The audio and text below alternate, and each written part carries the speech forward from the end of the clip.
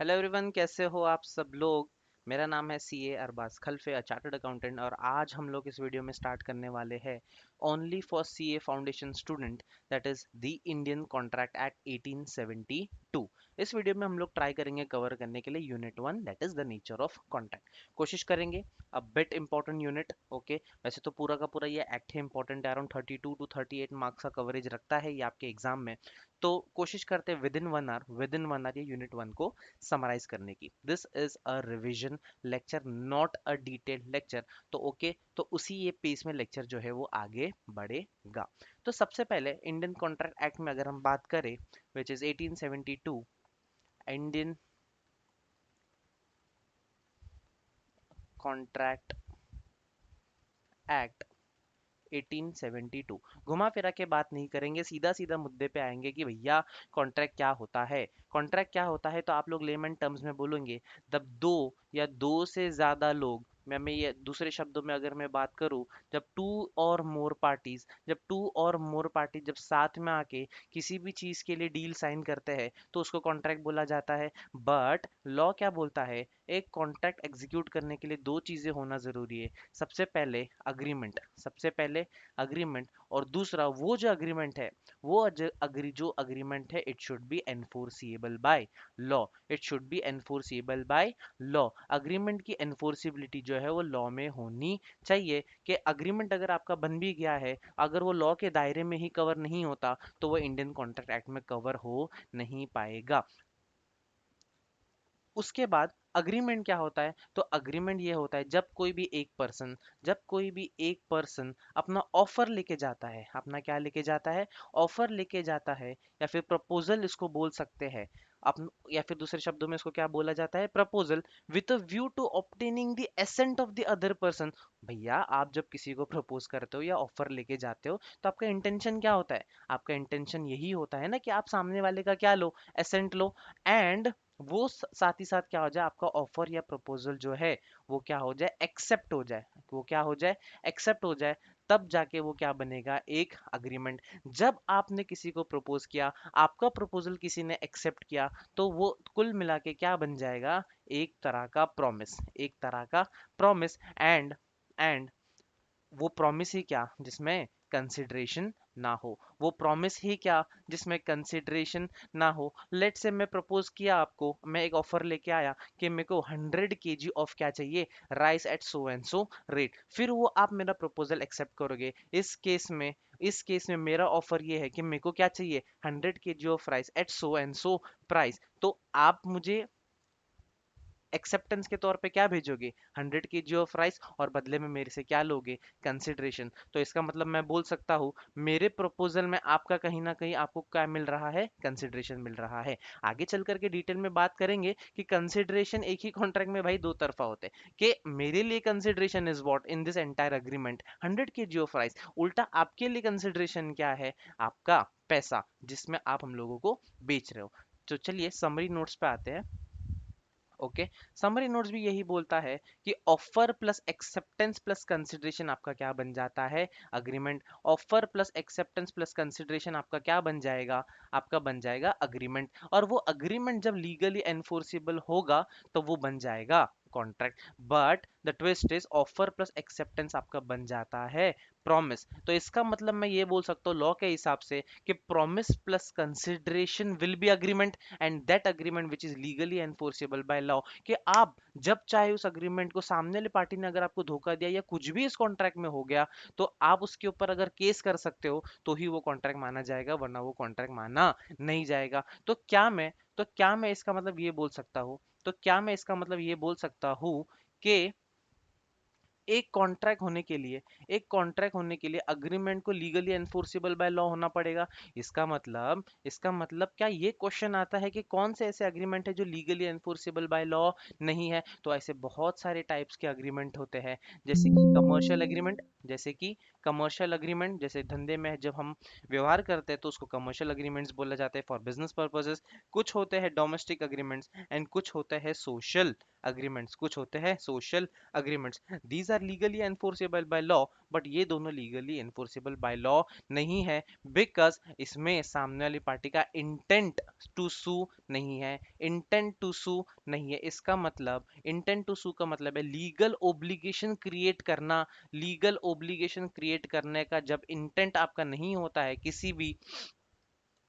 किसी भी अग्रीमेंट में, तो वो अग्रीमेंट कॉन्ट्रैक्ट की शक्ल नहीं ले सकता। तो क्या मैं इसका मतलब बोल सकता हूँ, अग्रीमेंट तो बहुत सारे टाइप के होते हैं, बट जब तक आपका इंटेंशन सामने वाली पार्टी के ऊपर सू करना नहीं होगा, वो कॉन्ट्रैक्ट में कवर नहीं हो सकता, वो कॉन्ट्रैक्ट में कन्वर्ट भी नहीं हो सकता। तो इसका मतलब ये है कि अग्रीमेंट एक वाइडर स्कोप है एंड कॉन्ट्रैक्ट एक नैरो स्कोप है, क्योंकि एग्रीमेंट तो बहुत सारे टाइप्स के होते हैं, बट सारे एग्रीमेंट्स कॉन्ट्रैक्ट में कवर होते हैं क्या? नहीं, क्योंकि कुछ कुछ एग्रीमेंट सोशल और डोमेस्टिक नेचर के होते हैं। सोशल इन द सेंस, मैं आपको प्रॉमिस करता हूँ कि चलो मैं आपको आइसक्रीम खिलाऊंगा, चलो मैं आपकी हेल्प करूंगा, कि चलो मैं आपका आईटीआर फाइल करने में आपकी हेल्प करूंगा। These are what social agreements, जहाँ पे लीगल इंटेंशन सामने वाले का नहीं है। तो ऐसे अग्रीमेंट जिसका लीगल इंटेंशन ही नहीं है, तो वो लीगली एनफोर्सेबल भी नहीं होते हैं, एंड फिर वो आगे चल करके कॉन्ट्रैक्ट में भी कवर नहीं हो सकते हैं। So all contracts are agreement, but all agreements are not contract, क्योंकि सारे कॉन्ट्रैक्ट एक टाइम पे क्या थे, अग्रीमेंट थे, बट हर अग्रीमेंट कॉन्ट्रैक्ट में कवर हो पाता है क्या? नहीं। इसलिए अग्रीमेंट जो है, जो वो जो है वो बहुत ही ब्रॉड, ज्यादा ब्रॉड टर्म है, और कॉन्ट्रैक्ट जो है वो थोड़ा नैरो टर्म है। इसी से मेरे को एक केस लॉ याद आता है, पता नहीं आपको याद आ रहा है कि नहीं। एक केस लॉ है Balfour versus Balfour, Balfour versus Balfour. Balfour versus Balfour case law में क्या हुआ था? Balfour versus Balfour case law में यही हुआ था कि जो मिस्टर बेल्फर जो थे, उन्होंने अपनी वाइफ को मिसेस को प्रॉमिस किया था कि मैं बाहर जा रहा हूँ फॉरेन में जॉब के लिए, तू टेंशन मत ले, मैं जब बाहर जाऊंगा मैं तेरे को एक स्पेसिफिक अमाउंट, लेट से फॉर एग्जांपल मैं तेरे को 40,000 रुपया हर महीना खर्चे के लिए भेजूंगा, तेरे नेसेसिटीज को पूरा करने के लिए, ताकि तू अपना ध्यान रख सके। बट बाहर जाने के बाद धोखा, बाहर जाने के बाद धोखा। एक टाइम के बाद उसने बोला मैं तेरे को पैसे भेजूंगा नहीं, तो मिसेस बेल्फर ने क्या कर दिया, कोर्ट में केस फाइल कर दिया, एंड कोर्ट ने ये डिसीजन लिया कि this agreement entered by you both are not enforceable by law. क्योंकि जब आपके हस्बैंड ने आपको बोला था कि मैं हर महीना आपको एक अमाउंट भेजूंगा तेरा ख्याल रखने के लिए, तब आपके बीच में कोई लीगल इंटेंशन था नहीं, तब आपके बीच में कोई भी लीगल इंटेंशन था नहीं। तो ऐसे केसेस, ऐसे कॉन्ट्रैक्ट्स जहां पे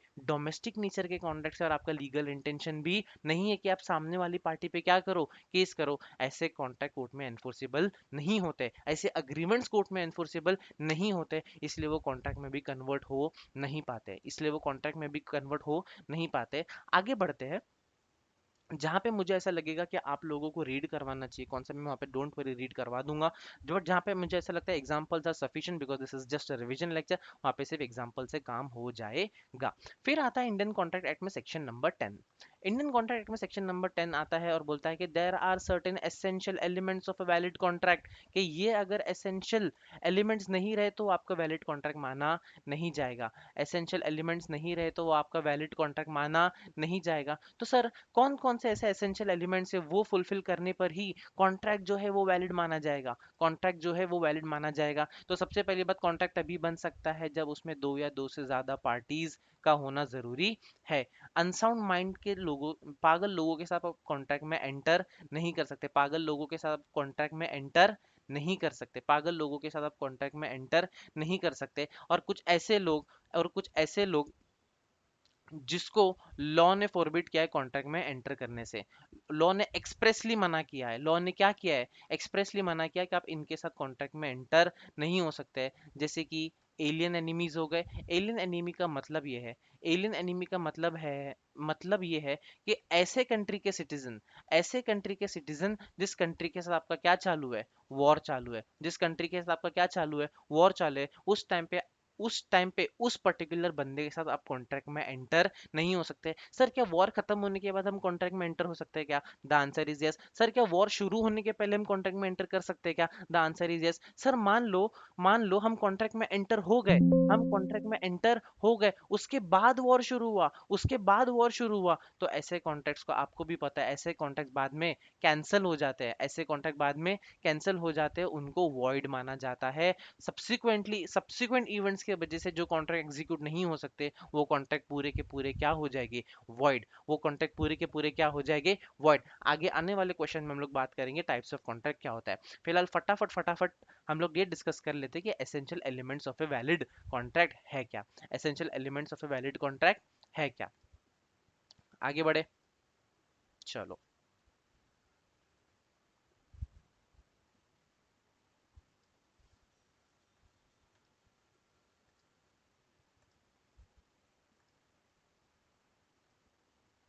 चलो आगे बढ़ते हैं।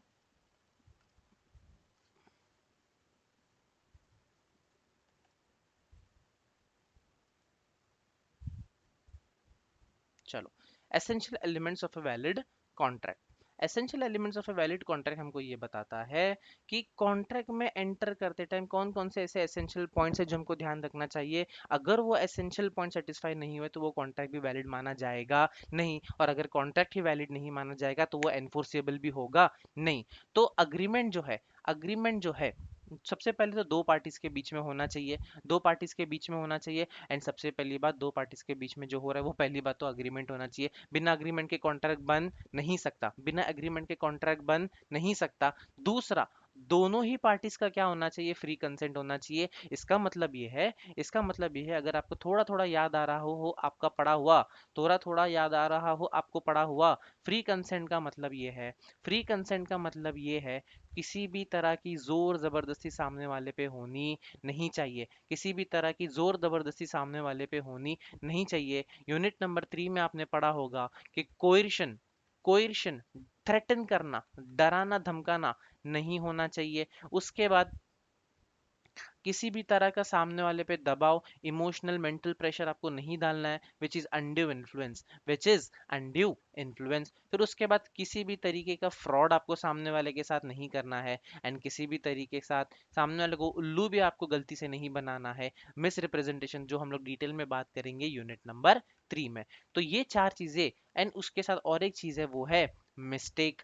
मिस्टेक, ये पॉइंट्स जो है वो डिटेल में यूनिट नंबर 3 में बात करेंगे। But coercion, undue influence, fraud, misrepresentation और मिस्टेक, ये 5 पॉइंट्स ऐसे हैं जो अगर कॉन्ट्रैक्ट में है, अग्रीमेंट बनते टाइम अगर ये प्रेजेंट है, तो वो कॉन्ट्रैक्ट नहीं माना जाएगा कि फ्री कंसेंट से हुआ है। डराना धमकाना नहीं है, किसी भी तरह का जोर जबरदस्ती नहीं करना है, धोखा भी किसी को आपने नहीं देना है। एंड दूसरी बात, सामने वाला लेट से ए बी को कार बेचना चाहता है, ए बी को कार बेचना चाहता है, और ए के घर के नीचे बहुत सारी कार है, कम से कम 5 कार है, और बी को ये बात पता है। ए माइंड में सोच रहा है कि मैं क्या बेचना चाहता हूँ, स्कॉर्पियो, एंड बी माइंड में अपने सोच रहा है कि ये मेरे को क्या बेचने वाला है, फॉर्च्यूनर। तो जिस सब्जेक्ट मैटर पे, जिस चीज को लेके कॉन्ट्रैक्ट बन रहा है, जिस चीज को लेके कॉन्ट्रैक्ट बन रहा है, वो चीज दोनों के माइंड में क्या होनी चाहिए? सेम चाहिए। पता चला ये कुछ और सोच रहा है, ये कुछ और सोच रहा है, ऐसे कॉन्ट्रैक्ट्स भी एनफोर्सेबल नहीं होते हैं। और ऐसे पहली बात तो कॉन्ट्रैक्ट ही नहीं बन सकते क्योंकि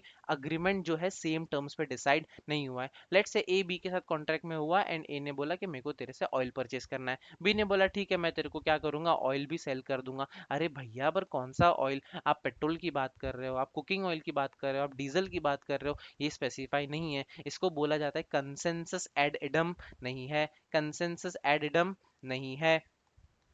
तो इसका मतलब सामने वाले पार्टी का इक्वल कंसेंट उस चीज में नहीं है।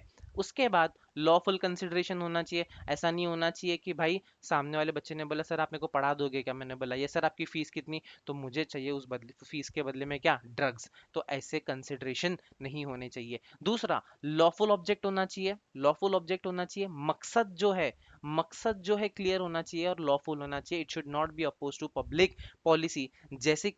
जैसे कि मैं किसी के साथ अग्रीमेंट में एंटर हुआ, एंड मैंने उसको बोला कि भाई उस पर्टिकुलर पर्सन का जाके क्या कर दे, मर्डर। तो सामने वाली पार्टी ने मेरे को क्या किया, मैंने सामने वाले को प्रपोज किया कि भाई उसका मर्डर करेगा, उसने एक्सेप्ट भी किया, तो बे बन गया प्रॉमिस। मैंने उसको बोला मैं तेको 5 लाख रुपए दूंगा मर्डर करने का, ये हो गया कंसिडरेशन। बट क्या ये कॉन्ट्रैक्ट में कन्वर्ट हो सकता है क्या agreement, even though it satisfied all the criteria? नहीं। क्यों? क्योंकि लॉफुल ऑब्जेक्ट ही कभी उसका था नहीं। Not expressly declared void. Agreements जो वॉइड होते हैं वो भी कॉन्ट्रैक्ट में कवर हो नहीं सकते। अग्रीमेंट जो वॉइड होते हैं वो भी कॉन्ट्रैक्ट में कवर हो नहीं सकते हैं। कौन से अग्रीमेंट्स वॉइड होते हैं बताओ?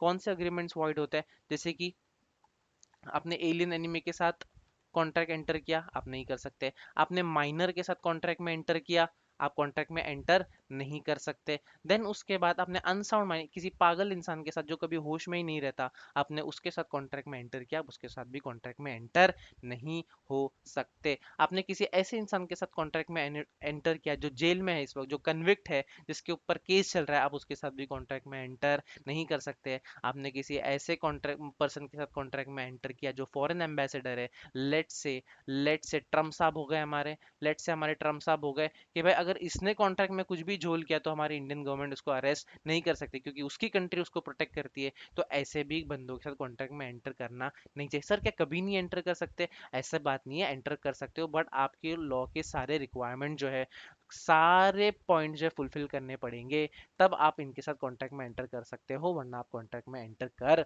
नहीं सकते। फिर दूसरी बात, सेक्शन 10 क्या बोलता है? सेक्शन 10 बोलता है ये मेरे 6 पॉइंट्स है भैया, ये मेरे 6 पॉइंट्स है भैया, इसके अलावा भी दूसरे सेक्शन में और पॉइंट्स दिए हुए हैं जैसे कि दो पार्टीज का होना।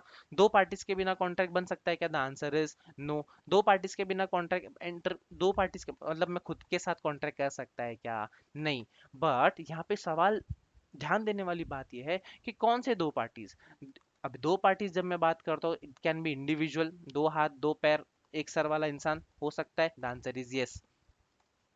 The answer is yes. क्या एक इंडिविजुअल किसी कंपनी के साथ कॉन्ट्रैक्ट में एंटर कर सकता है क्या? The answer is yes. क्यों? क्योंकि this is a separate legal entity, this is a separate legal entity. क्या एक कंपनी दूसरे कंपनी के साथ कॉन्ट्रैक्ट में एंटर कर सकती क्या? The answer is yes. क्यों? क्योंकि दो लॉ की नजर में क्या है? एक सेपरेट लीगल एंटिटी।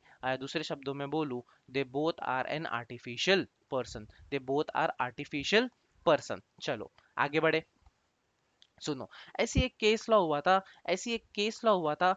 एक क्या था? पार्टनरशिप फर्म था। एक क्या था? पार्टनरशिप फर्म था। And that partnership firm went into dissolution. That partnership firm went into dissolution. अब जब डिसोल्यूशन में चले गए तो पार्टनरशिप फर्म के जो एसेट्स थे, पार्टनरशिप फर्म के जो एसेट्स थे वो डिस्ट्रीब्यूट हो गए पार्टनर्स के बीच में, वो डिस्ट्रीब्यूट हो गए पार्टनर्स के बीच में, let say A B C and D. तो ये ट्रांजेक्शन होते हुए एक सेल्स टैक्स ऑफिसर ने देख लिया, एक सेल्स टैक्स ऑफिसर ने ये ट्रांजेक्शन होते हुए जो है वो देख लिया। अब सेल्स टैक्स ऑफिसर ने क्या अज्यूम किया? Partnership firm is a separate legal entity, partnership firm is a separate legal entity, and ये जो पार्टनर्स है वो सेपरेट पर्सन है। तो इन दोनों के बीच में जो है वो ट्रांजेक्शन हुआ है, पार्टनर्स और पार्टनरशिप फर्म के बीच में। पार्टनरशिप फर्म ने इसको सेल किया अपने एसेट्स, एंड पार्टनर्स ने क्या किया है? अपने ही पार्टनरशिप फर्म के एसेट्स को बाय किया है। क्यों? क्योंकि पार्टनरशिप फर्म का क्या हुआ था? डिसोल्यूशन। और सेल्स टैक्स ऑफिसर ने क्या बोला? ये जो सेल का ट्रांजेक्शन हुआ है, मुझे इसके ऊपर क्या चाहिए? टैक्स चाहिए। मुझे इसके ऊपर क्या चाहिए? टैक्स चाहिए। तो पार्टनर्स ने कोर्ट में केस किया, एंड फिर कोर्ट ने बोला, क्यों? क्योंकि पार्टनर्स का बोलना ये था कि भाई हम हमारे एसेट के जॉइंट होल्डर्स है, हम हमारे एसेट के जॉइंट ओनर्स है। जॉइंट क्या है? ओनर्स है। तो पार्टनरशिप फर्म और पार्टनर्स अलग नहीं है। Partnership firm is not a separate legal entity. Partnership firm को रिप्रेजेंट ही कौन कर रहा है? हम पार्टनर्स कर रहे हैं। वो हमारे ही एसेट है जो हम आपस में क्या कर रहे हैं? बांट के ले रहे हैं। एंड कोर्ट ने सेल्स टैक्स ऑफिसर का जो केस था, सेल्स टैक्स ऑफिसर का जो केस था वो डिसमिस कर दिया। एंड क्या बोला? Partners are the collective joint owners of the assets of the partnership firm, and the transaction held between the partnership firm and the partners on account of dissolution, the partners are not liable to pay any tax because there are no two parties, and this is not accounted as sales. This is not accounted as sales. उसके बाद ये जो case law था, this is nothing but state of Gujarat जिसने tax मांगा था, and जो partnership firm था that was nothing but Raman Lal S and company. फिर उसके बाद ये तो मैंने बता दिया आपको, Balfour versus Balfour, intention to create legal relationship भी होना चाहिए, fulfilment of legal formalities. Let's say fulfilment of legal formalities में एक चीज मैं आपको बता दूं, एक चीज मैं आपको बता दूं, जो कॉन्ट्रैक्ट है, जो कॉन्ट्रैक्ट है, it can be, it can be written and it can be oral also, it can be written and it can be oral also, but preferable क्या है आप लोग बताओ, आप लोग समझदार हो, सीए फाउंडेशन के स्टूडेंट्स हो, तो कॉन्ट्रैक्ट कैसा होना चाहिए, रिटर्न में स्पेशली होना चाहिए, बट ओरल में हुआ तो चलेगा क्या sir? Yes, the answer is चलेगा, बट आप फिर बाद में क्वेश्चन आता है कि आप इसको प्रूफ कैसे करोगे। इसीलिए कुछ ऐसे स्पेसिफिक कॉन्ट्रैक्ट्स है, जैसे कि अगर आप इमूवेबल प्रॉपर्टी में ट्रेड कर रहे हो, बाय सेल कर रहे हो, तो ये जो कॉन्ट्रैक्ट जो दो पार्टीज के बीच में बनेगा वो सिर्फ और सिर्फ रिटर्न में ही होना चाहिए, ओरल में चलेगा नहीं। फिर उसके बाद इंश्योरेंस के जो कॉन्ट्रैक्ट्स है ये भी कैसे होने चाहिए, रिटर्न में होने चाहिए, ओरल में चलेंगे नहीं। और आपको ये बात भी पता होगी कि इमूवेबल प्रॉपर्टी के जब आप ट्रांजेक्शन में एंटर करते हो तो बहुत सारे दूसरे एक्ट्स भी आपको फॉलो करने पड़ते हैं, जैसे कि प्रॉपर्टी को रजिस्ट्रेशन कराने के लिए कोई और एक्ट है इमूवेबल प्रॉपर्टी का, फिर स्टैम्प ड्यूटी करानी है, तो इंडियन कॉन्ट्रैक्ट एक्ट के साथ आपको ये सारे एक्ट्स भी फुलफिल करने हैं। लेट्स इंश्योरेंस के केस में भी सेम, अगर आप अपना लाइफ इंश्योरेंस निकाल रहे हो, अपनी कार का इंश्योरेंस निकाल रहे हो, तो इंश्योरेंस जिस एक्ट में आता है उसके एक्ट के भी सारे क्राइटेरियाज आपको फुलफिल करने हैं, तो ही वो इंडियन कॉन्ट्रैक्ट एक्ट में भी वो जो कॉन्ट्रैक्ट है वो वैलिड माना जाएगा। फिर दूसरा सर्टेनिटी ऑफ मीनिंग, जहाँ पे मैंने बताया आपको फ्री कंसेंट में कि कंसेंसस एडिडम होना भी जरूरी है। ऐसा नहीं होना चाहिए कि मैं अपनी कार बेच रहा हूँ, खरीदेगा क्या, सामने वाला सोच रहा है यस वो मेरे को रेड वाली कार बेच रहा है, बट मैं मन में क्या सोच रहा हूँ, नहीं नहीं नहीं मैं ब्लैक वाली कार बेच रहा हूँ, तो ऐसे दो पार्टीज के बीच में समझौता नहीं हो रहा है, मतलब एक ही मुद्दे पे वो लोग चीजें नहीं सोच रहे, तो कॉन्ट्रैक्ट भी एंटर, अग्रीमेंट में भी एंटर कर नहीं सकते, और अगर कर भी गए तो वो कॉन्ट्रैक्ट एनफोर्सिबल होगा नहीं। फिर दूसरी बात आती है पॉसिबिलिटी ऑफ परफॉर्मेंस, दूसरी बात आती है possibility of performance. Possibility of performance में क्या होता है ना, ए जो है बी को बोलता है कि तू मेरे को 5 लाख रुपए देगा, बोलता है दूंगा, बदले में तू मेरे लिए क्या करेगा, मैं एक मरे हुए इंसान को जिंदा करके बताऊंगा, मैं एक मरे हुए इंसान को जिंदा करके बताऊंगा, तो ये पॉसिबल है क्या? This is not at all possible. तो ये तो जिंदा नहीं कर, ये 5 लाख रुपए ले लिया, इसको जिंदा भी नहीं कर पाया, तो 20 के ऊपर केस कर सकता है कि मेरा 5 लाख वापस दे? द आंसर इज नो, क्योंकि आप ऐसे एग्रीमेंट में एंटर हुए जिसका पॉसिबिलिटी ही नहीं है उसको एग्जीक्यूट करना, तो ऐसे एग्रीमेंट भी एनफोर्सेबल नहीं है। बोलता है कबूतर के 2 जोड़े बता दूं, तो बोल बता, टोकरी में से 2 जोड़े निकाल के बता दे, पॉसिबल है क्या? नहीं। बोलता है मैं तेरे को बारिश करवा के अभी अभी अभी अभी अभी बताऊंगा, पॉसिबल है क्या? नहीं। उसके हाथ में है क्या? नहीं। ऐसा आप जादू वादू करने की बात करोगे, ये सारी चीजें पॉसिबल नहीं है। तो अगर फिर भी आप ऐसे अगर ऐसे कॉन्ट्रैक्ट में एंटर करते हो, ऐसे एग्रीमेंट्स बनाते हो, तो वो एग्रीमेंट एनफोर्सेबल बाय लॉ नहीं है। So this was essential elements of a valid contract. This was essential elements of a valid contract. अब हम बात करेंगे types of contract की, बात हम करेंगे types of contract की। तो types of contract में सबसे पहला आता है on the basis of their validity, on the basis of their validity। तो बहुत सारे types के contract, जैसे कि valid contract, सारे essential criteria अपने fulfill कर दिए तो वो valid contract माना जाएगा, कि चलो माइनर भी नहीं, 18 साल के 18 साल से ज्यादा का जो बच्चा, ये 18 साल का है, उसके साथ आप कॉन्ट्रैक्ट में एंटर क्यों, it is a valid contract. आप अग्रीमेंट, ऑफर, प्रपोजल, एक्सेप्टेंस सारे क्राइटेरिया सेटिस्फाई हुए, it is a valid contract. Consideration भी आ गया, it is a valid contract. And दूसरा, इम्पॉसिबिलिटी ऑफ परफॉर्मेंस भी नहीं है, कुछ भी नहीं है, सारे क्राइटेरियाज आपने सेटिस्फाई कर दिए हैं, अब वो कॉन्ट्रैक्ट आप दोनों पे क्या हो जाएगा, बाइंडिंग एंड एनफोर्सिएबल हो जाएगा, आप बंध जाओगे, that is a valid contract. White contract क्या होता है ना, मेरी बात ध्यान से सुनना, वाइट कॉन्ट्रैक्ट क्या होता है ना, कंफ्यूज होने की बात नहीं है। वाइट कॉन्ट्रैक्ट कैसा होता है, आप कॉन्ट्रैक्ट में एंटर हो गए, मैं कॉन्ट्रैक्ट में एंटर हो गया, मैं कॉन्ट्रैक्ट में एंटर हो गया, ए कॉन्ट्रैक्ट में एंटर हो गया बी के साथ, ए कॉन्ट्रैक्ट में एंटर हो गया बी के साथ, कि तू मुझे प्लास्टिक, कि तू मुझे प्लास्टिक पॉलीथीन थैली, प्लास्टिक पॉलीथीन तू मुझे क्या करेगा, सप्लाई करेगा, सप्लाई करेगा। बी ने बोला कि ठीक है मैं तेरे को सप्लाई करूंगा। अब यहाँ से ऑफर भी जा चुका है, यहाँ से एक्सेप्टेंस भी आ चुका है, एंड दोनों के बीच में क्या हो गया, प्रॉमिस भी हो गया है, एंड दोनों ने इस डील का एक पर्टिकुलर अमाउंट ऑफ कंसिडरेशन भी, लेट से 2 लाख रुपए डिसाइड इन्होंने कर लिया है। So this is a valid contract, this is a valid contract, the answer is yes. But फिर क्या होगा, गवर्नमेंट ने सब्सिक्वेंटली सब्सिक्वेंटली गवर्नमेंट ने क्या कर दिया, अनाउंस कर दिया, गवर्नमेंट ने क्या किया, अनाउंस कर दिया कि प्लास्टिक अब से देश में बनेगा नहीं, प्लास्टिक पे क्या कर दिया, बैन। प्लास्टिक पे क्या कर दिया, बैन। जितने मैन्युफैक्चरिंग कंपनीज है प्लास्टिक पे, जिससे मैन्युफैक्चरिंग कंपनीज है प्लास्टिक के, उन पे भी क्या कर दिया, ताला लगा दिया। तो बी बोलता है कि मैं कॉन्ट्रैक्ट को फुलफिल कर नहीं पाऊंगा। तो ऐसे कॉन्ट्रैक्ट जो थे तो पहले वैलिड एंड बाद में चल करके किसी इवेंट की वजह से अब वो एग्जीक्यूट नहीं हो पा रहे, तो वैसे कॉन्ट्रैक्ट बन जाते हैं वॉइड। और एक मैं एग्जांपल दूं क्या आपको, मैं मिस्टर ए मैं मिस्टर ए कॉन्ट्रैक्ट में एंटर हुआ, मैं मिस्टर ए कॉन्ट्रैक्ट में एंटर हुआ किसके साथ,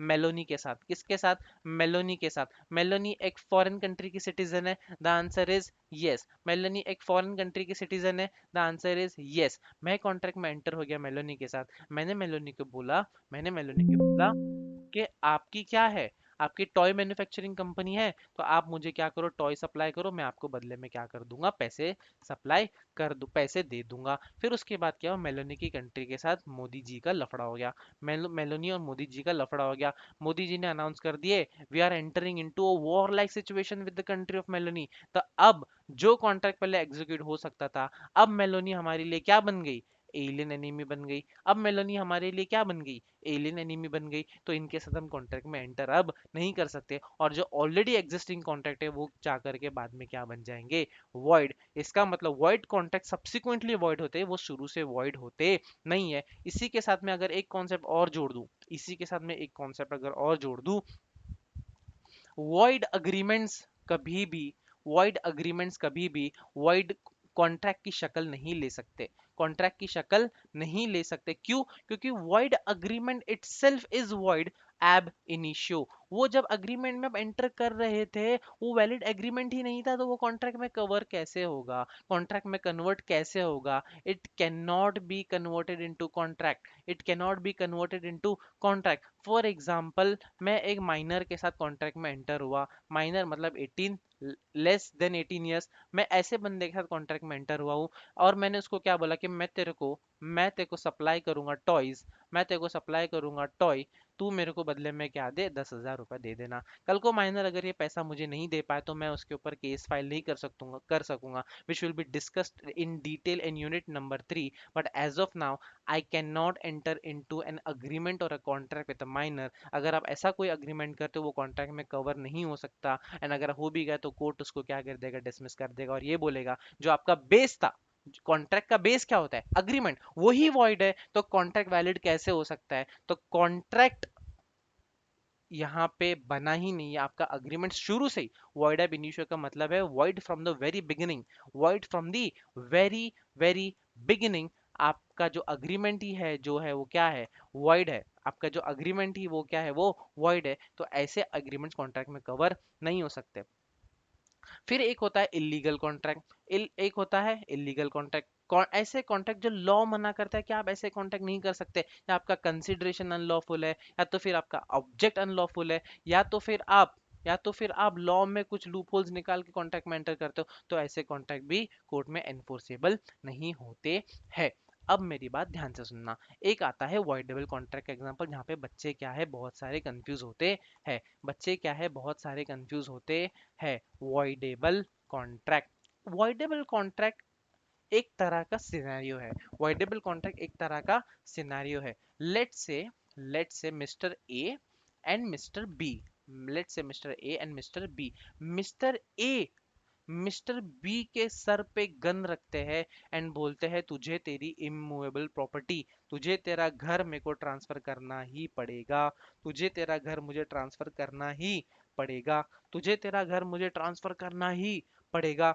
मिस्टर बी डर गया, मिस्टर बी यहाँ पे क्या हो गया, डर गया। एंड मिस्टर ए ने बोला, 10 लाख रुपए चुपचाप ले ले, और मुझे तेरा घर मेरे नाम पे कर दे, तू मुझे तेरा घर क्या कर दे, ट्रांसफर कर दे। अब मिस्टर बी के पास यहाँ पे जो है वो दो ऑप्शन है, या तो मिस्टर बी इस बात को मान लेगा, और अगर बात मान लिया तो वो कॉन्ट्रैक्ट वैलिड कॉन्ट्रैक्ट में कवर हो जाएगा, कन्वर्ट हो जाएगा। अगर नहीं माना तो वो जो कॉन्ट्रैक्ट है वो कॉन्ट्रैक्ट वॉइड में कन्वर्ट हो जाएगा। इसका मतलब क्या मैं बोल सकता हूँ कि मिस्टर बी के पास ऑप्शन है कि वो कॉन्ट्रैक्ट को किसी भी तरह का शक्ल दे सकता है, या तो वो उस चीज को मान के उसको वैलिड भी कर सकता है, और उस चीज को ना मान के उसको वॉइड भी कर सकता है। ऐसे कॉन्ट्रैक्ट्स जहां पे सामने वाले बंदे के पास ऑप्शन है, पहले वाले बंदे के पास ऑप्शन नहीं है, सामने वाले बंदे के पास ऑप्शन है कि उसको वो वैलिड में भी कन्वर्ट करे और वॉइड में भी कन्वर्ट कर सकता है, ऐसे कॉन्ट्रैक्ट जो है वॉइडेबल कॉन्ट्रैक्ट्स है।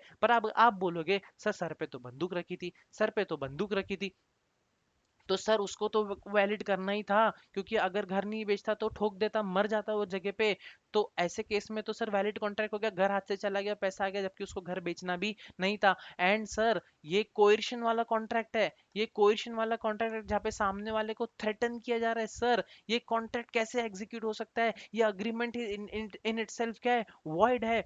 ऐसे अग्रीमेंट्स जहाँ पे आप ऐसे कोएर्शन के टाइप में एंटर करते हो, सामने वाले पर्सन के लिए वॉइडेबल हो जाते हैं। तो उस केस में लॉ बोलता है रीजनेबल टाइम के अंदर, रीजनेबल टाइम के अंदर सामने वाले पे केस फाइल करना, रीजनेबल टाइम के अंदर सामने वाले के ऊपर केस फाइल कर देना। मिस्टर ए घर के पेपर्स लेके पैसा देके चला गया, मिस्टर ए चला गया, मिस्टर ए चला गया, ठीक जैसे वो यहाँ से चला गया, तू सीधा सीधा पुलिस स्टेशन जा, तू सीधा सीधा जल्दी से जल्दी पुलिस स्टेशन जा, एक दिन के अंदर, 2 दिन के अंदर, तेरे को जब जाना है जब, और इस कैंसिल को किस में कन्वर्ट कर दे, वॉइड में कन्वर्ट कर देना। ऐसे कॉन्ट्रैक्ट को कहा जाता है वॉइडेबल कॉन्ट्रैक्ट, जहाँ पे सामने वाले बंदे के पास ऑप्शन है कि उस कॉन्ट्रैक्ट को क्या ट्रीट किया जाता है। It is at the option of mister B to treat that contract as a valid contract और अ वॉइड कॉन्ट्रैक्ट। उसके बाद आता है अनएनफोर्सिएबल कॉन्ट्रैक्ट। अनएनफोर्सिएबल कॉन्ट्रैक्ट का अगर मैं आपको एग्जांपल दूं, let's say mister A, let's say mister A mister B के साथ कॉन्ट्रैक्ट में एंटर हुए एंड बोले कि please please please please please please मुझे लोन दे दो 10 लाख रुपए का, मैं आपको 10% पर एनम के रेट से आपको इंटरेस्ट भी पे करूंगा, 10% पर एनम के रेट से इंटरेस्ट भी पे करूंगा। 1 महीना चला गया, 2 महीना चला गया, इंटरेस्ट टाइम टू टाइम पे होते गया, 2 लाख तक का प्रिंसिपल अमाउंट भी रीपे हो गया, अब 8 लाख बचा। मिस्टर ए ने मिस्टर बी को रीपे नहीं किया, mister B continue follow up ले रहा है कि मेरा पैसा किधर है, मेरा पैसा किधर है, मेरा पैसा किधर है। ऐसा करते करते 1 साल निकल गया, देता हूँ ना, बट मिस्टर ए ने पैसा दिया नहीं। 2 साल निकल गया, 3 साल निकल गया, फिर मिस्टर बी ने फाइनली क्या डिसाइड किया, 3 साल खत्म हो जाने के बाद, मैं मिस्टर ए पे केस फाइल करूंगा, मैं मिस्टर ए पे क्या करूंगा, केस फाइल करूंगा। कोर्ट ने बोला कि भाई रुक जा, कोर्ट ने क्या बोला, रुक जा, लिमिटेशन एक्ट के अंदर, लिमिटेशन एक्ट के अंदर ये जो लोन है, ये जो लोन है वो क्या हो चुका है, टाइम बार्ड। ये क्या हो चुका है, ऐसे लोन को बोला जाता है टाइम बार्ड, जहां पे आप किसी के साथ मॉनेटरी ट्रांजेक्शन्स में एंटर होते हो, जैसे कि लोन, जैसे कि लोन, उसका टाइम लिमिट केस फाइल करने का सिर्फ और सिर्फ 3 साल होता है। So even though your contract was valid, even though your contract was valid, सामने वाले के पास आपके पास हक भी था कि आप केस फाइल करके पैसा रिकवर कर सकते थे, बट जो कि 3 साल आपके एक्सपायर हो गए, 3 साल आपके एक्सपायर हो गए, अब वो आप पैसा रिकवर नहीं कर सकते। So even though your contract initially was a valid contract, उस चीज के अंदर, उस चीज के अंदर, वो एक्ट के पर्टिकुलर के अंदर वो अब आपके एनफोर्समेंट के बाहर जा चुका है, वो आपका बन गया है अनएनफोर्सिएबल कॉन्ट्रैक्ट, कि अब वो आप एनफोर्स कर नहीं सकते। लेट्स से इमूवेबल प्रॉपर्टी, आपने ओरल एग्रीमेंट कर लिया, रिटर्न एग्रीमेंट नहीं किया, अनएनफोर्सिएबल कॉन्ट्रैक्ट वो आपका बन गया। अब हम बात करेंगे आगे, अब हम बात करेंगे this was on the basis of validity, अब हम बात करेंगे on the basis of formation. On the basis of formation, formation के बेसिस पे जो कॉन्ट्रैक्ट्स बनते हैं, ये तो वैलिडिटी थी, वैलिड, वॉइड, अनएनफोर्सेबल, इलीगल, वॉइडेबल। अब हम बात करेंगे जब कॉन्ट्रैक्ट पैदा होता है, जब कॉन्ट्रैक्ट पैदा होता है, फॉर्मेशन के बेसिस पे कौन से टाइप के कॉन्ट्रैक्ट्स है। तो एक होता है एक्सप्रेस कॉन्ट्रैक्ट। एक्सप्रेस कॉन्ट्रैक्ट एकदम सिंपल है कि भाई मैं प्रपोजर हूँ, मैं प्रोमिसर हूँ, आप प्रोमिसी हो, मैंने आपको कुछ प्रपोज किया, आपने उसको एक्सेप्टेंस किया, सारे टर्म्स एंड कंडीशन लिखित में या ओरली मैंने आपको बोल दिया कि ऐसा ऐसा होगा, वैसा वैसा होगा, इतना इतना किलो मेरे को माल चाहिए, मैं आपको इतना इतना पैसा दूंगा, इस दिन पे चाहिए, इस जगह पे डिलीवर होना चाहिए। Those are express contract, those are very very clean contracts. But कुछ कुछ कॉन्ट्रैक्ट ऐसे होते हैं जो इम्प्लाइड कॉन्ट्रैक्ट्स होते हैं, टैसिट कॉन्ट्रैक्ट होते हैं, जहाँ पे बिना बात किए कॉन्ट्रैक्ट एग्जीक्यूट हो जाता है, सामने वाले को बोलने की भी जरूरत नहीं पड़ती, एंड वो कॉन्ट्रैक्ट सामने वाला क्या कर लेता है, एक्सेप्ट। सर ऐसे कैसे कॉन्ट्रैक्ट कैसे हो सकता है? फॉर एग्जाम्पल आप बस स्टॉप पे खड़े हो, आप बस स्टॉप पे खड़े हो, this is your bus stop, this is your bus stop, ठीक है। फिर आप यहाँ पे खड़े हो, यहाँ पे आई एक बस, यहाँ पे आई एक बस, और आपको जहाँ पे जाना है ये वहीं की बस है, तो बस आपको बोलती है कि अंदर आ, अंदर आ, अंदर आ, नहीं ना। जैसे ही बस यहाँ पे आके आपके सामने रुकी, द मोमेंट, इसका मतलब ये है बस ने आपको क्या किया है, ऑफर, कि अंदर आके तू बैठ सकता है, तेरे को जहां जाना है मैं छोड़ दूंगी। आप बस को कुछ बोलते हो, आप ड्राइवर को कुछ बोलते हो, आप कंडक्टर को कुछ बोलते हो, नहीं, आप चुपचाप जाके उस बस में क्या करते हो, बैठ जाते हो। This is what implied acceptance, जहाँ पे आप बात नहीं कर रहे हो, आप अपने एक्ट से, आप अपने कंडक्ट से, आप सामने वाले बंदे का ऑफर जो है वो एक्सेप्ट कर रहे हो, एंड फिर आप टिकट निकालते हो। कल को अगर आप बस में बैठे, आपने टिकट नहीं निकाला, आपको टीसी ने पकड़ा, तो क्या वो लीगल डैमेजेस या जो भी पेनल्टी आप पे नहीं लगा सकता क्या? ऑब्वियसली लगा सकता है। एंड अगर आपने वो भी नहीं पे की तो आपके ऊपर केस फाइल हो सकता है क्या? आपको जहां कहीं भी जिस एक्ट में लेके जाएगा एंड आपको वहां पे पनिशेबल करार दिया जा सकता है। तो ऐसे कॉन्ट्रैक्ट्स जहाँ पे बात नहीं हो रही है, those are implied contracts, those are implied contracts. सोचो ना, रेलवे स्टेशन पे सोचो ना, रेलवे स्टेशन पे एक क्या है, शू पॉलिश वाला है, आप कुछ नहीं करते हो, आप सिर्फ वहां पे जाते हो एंड अपना पैर वहां पे टेबल पे रख देते हो, फिर वो जो है आपका जो शूज है वो पॉलिश कर देता है एंड आपको पैसे दे के आप वहां से चले जाते हो। These are what implied contracts, these are what implied contract, जहाँ पे आप बात नहीं करते हो, जहाँ पे आप चुप हो, सामने वाला चुप्पी से ऑफर दे रहा है, आप चुप्पी से एक्सेप्टेंस ले रहे हो, दीज आर इम्प्लाइड एक्सेप्टेंस। सोचो ना, जहाँ पे साइलेंस है, साइलेंट में आप अपने कंडक्ट से, साइलेंस का मतलब होता है टैसिट, साइलेंट का मतलब होता है टैसिट, जब अपने कंडक्ट से आप किसी का ऑफर एक्सेप्ट कर रहे हो,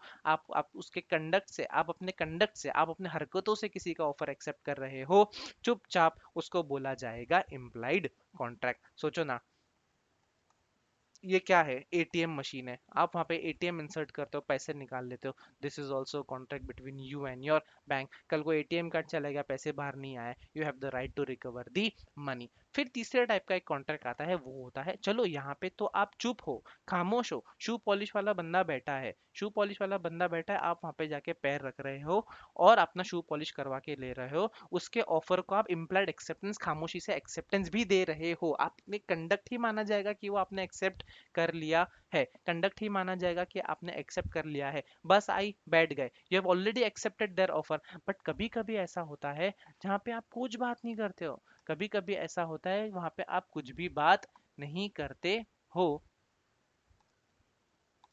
कभी कभी ऐसा होता है आप कुछ भी बात नहीं करते हो, तो भी आप जाने अनजाने में क्या करते हो, कॉन्ट्रैक्ट को जो है वो एक्सेप्ट कर लेते हो। जस्ट अ सेकेंड, कॉन्ट्रैक्ट को क्या कर लेते हो, एक्सेप्ट कर लेते हो, जैसे कि कॉसी कॉन्ट्रैक्ट्स, जैसे कि कॉसी कॉन्ट्रैक्ट। सोचो ना, आप रास्ते से जा रहे थे, भेलपूरी खा रहे थे, भेलपूरी खाते खाते किसी का बटुआ आपको, किसी का वॉलेट आपको पड़ा हुआ मिल गया, आप मनी मन खुश हो गए और वॉलेट को क्या कर दिए, अपने पॉकेट में वॉलेट को डाल दिया और आप घर चले गए। सामने वाला बंदा आके वॉलेट ढूंढ रहा है, उसको वॉलेट मिला नहीं, क्या ये आपकी रिस्पॉन्सिबिलिटी थी कि उसको वॉलेट उसको लौटाना? The answer is yes. अगर वो बंदा नहीं मिलता था, क्या आपकी रिस्पॉन्सिबिलिटी थी वो वॉलेट किसी पुलिस स्टेशन में सबमिट करना? The answer is yes. क्या आपकी रिस्पॉन्सिबिलिटी है इस बंदे को वॉलेट रिटर्न करना? The answer is yes. अगर ये बंदा कल को पुलिस स्टेशन जाता है एंड लेट्स से उस जगह पे सीसीटीवी कैमराज है, आपका आता पता सब कुछ मिल गया कि आपके पास वॉलेट है, तो क्या वो वॉलेट आपसे रिकवर कर सकता है? The answer is yes, the answer is yes. तो ऐसे कॉन्ट्रैक्ट जहां पे जाने अनजाने में बैठे बैठे आप गलती से एंटर हो गए, दोज आर कॉसी कॉन्ट्रैक्ट्स, जो एक्चुअल में कॉन्ट्रैक्ट तो नहीं है, but resembles to be a contract, ऐसे कॉन्ट्रैक्ट है कॉसी कॉन्ट्रैक्ट। सोचो ना, आपके घर पे बुआ आ गई, सोने का कंगन भूल गई, बुआ तो है ही कलेशी, आपने कंगन उठा के चुपके से ढाप लिए, this is also quasi contract. बुआ का राइट है वो कंगन आपसे रिटर्न लेना। ठीक है, आगे बढ़े क्या? फिर उसके बाद आता है ई कॉन्ट्रैक्ट, ई कॉन्ट्रैक्ट दिन भर में आप कितना शॉपिंग करते हो, मिंत्रा, फ्लिपकार्ट, amazon, सामने वाला आपको पता भी नहीं है कौन बेच रहा है, amazon, Flipkart, Myntra is just N intermediary, वहां पे कितनी सारी चीजें हैं भाई, पेमेंट गेटवे है, बास्केट में आप प्रोडक्ट्स अपने ऐड करते हो, फिर वीजा, रूपे जैसे प्लेटफॉर्म्स का यूज करते हो पेमेंट करने के लिए, अलग अलग नेटवर्क्स का सहारा लेके आप अपना डेटा इंटरचेंज करके शॉपिंग कर रहे हो, those are what e contracts enter by two और more party using electronic means, जैसे कि email, are known as e contract. दो या दो से ज्यादा पर्सन क्या कर रहे हैं, कॉन्ट्रैक्ट्स नेटवर्क्स क्रिएट कर रहे हैं, क्या कर रहे हैं, नेटवर्क क्रिएट कर रहे हैं which is link to another network. आप वो जो यूज कर रहे हो रुपे, वीजा, डेबिट कार्ड, फिर वो पेमेंट गेटवे, वो भी कहीं ना कहीं आपसे बैंक से कनेक्टेड है ना, इसलिए इसको इलेक्ट्रॉनिक डेटा इंटरचेंज ई कॉन्ट्रैक्ट के नाम से भी जाना जाता है, साइबर कॉन्ट्रैक्ट और माउस क्लिक कॉन्ट्रैक्ट के नाम से भी जाना जाता है। So this was the second part of your types of contract. अब आता है एकदम simple, on the basis of performance. On the basis of performance एक आता है आपका एग्जीक्यूटेड कॉन्ट्रैक्ट, ठीक है ना, ए बी कॉन्ट्रैक्ट में एंटर हो गए एंड कॉन्ट्रैक्ट ए को माल चाहिए था, he was a buyer, B को माल बेचना था, उन्होंने दोनों ने ये डीलिंग कर ली, पैसे भी ट्रांसफर हो गए, दो कॉन्ट्रैक्ट इज फिनिश्ड। बट कुछ कुछ कॉन्ट्रैक्ट ऐसे होते हैं एग्जीक्यूटरी नेचर के होते हैं, या तो यूनिलैटरल या तो फिर बायलैटरल। सोचो ना, बी ने माल तो भेज दिया बट ए ने अभी तक पैसे दिए नहीं है, तो इसका मतलब ए का परफॉर्मेंस अभी भी बाकी है उस पर्टिकुलर कॉन्ट्रैक्ट में, बी का परफॉर्मेंस खत्म हो चुका है, उसको माल देना था उसने दे दिया। तो ऐसे कॉन्ट्रैक्ट जहां पे किसी भी एक पार्टी का परफॉर्मेंस पेंडिंग है, किसी भी एक पार्टी का परफॉर्मेंस पेंडिंग है, दोज आर यूनिलैटरल कॉन्ट्रैक्ट। तो सर बायलैटरल कॉन्ट्रैक्ट का एग्जांपल आप दे सकते हो क्या? The answer is yes. A B के साथ कॉन्ट्रैक्ट में एंटर हुआ कि मेरे को क्या खरीदना है, प्रॉपर्टी खरीदनी है, मेरे को क्या खरीदना है, प्रॉपर्टी खरीदनी है, मेरे को हाउस खरीदना है। तो बी क्या बोलता है, ठीक है मैं अपना घर बेचने के लिए रेडी हूँ, या फिर ये मान लो 2 मिनट के लिए ये बिल्डर है, तो ठीक है आप ईएमआई इंस्टॉलमेंट आप पे करोगे, पे करते रहना। तो यहाँ पे ईएमआई हर महीना जाते रहता है, जाते रहता है, जाते रहता है, लेट से 5 साल का ईएमआई है। तो ये क्या बोलता है, 5 साल बाद मैं आपके नाम पे आपकी प्रॉपर्टी कर दूंगा और रजिस्टर भी कर दूंगा।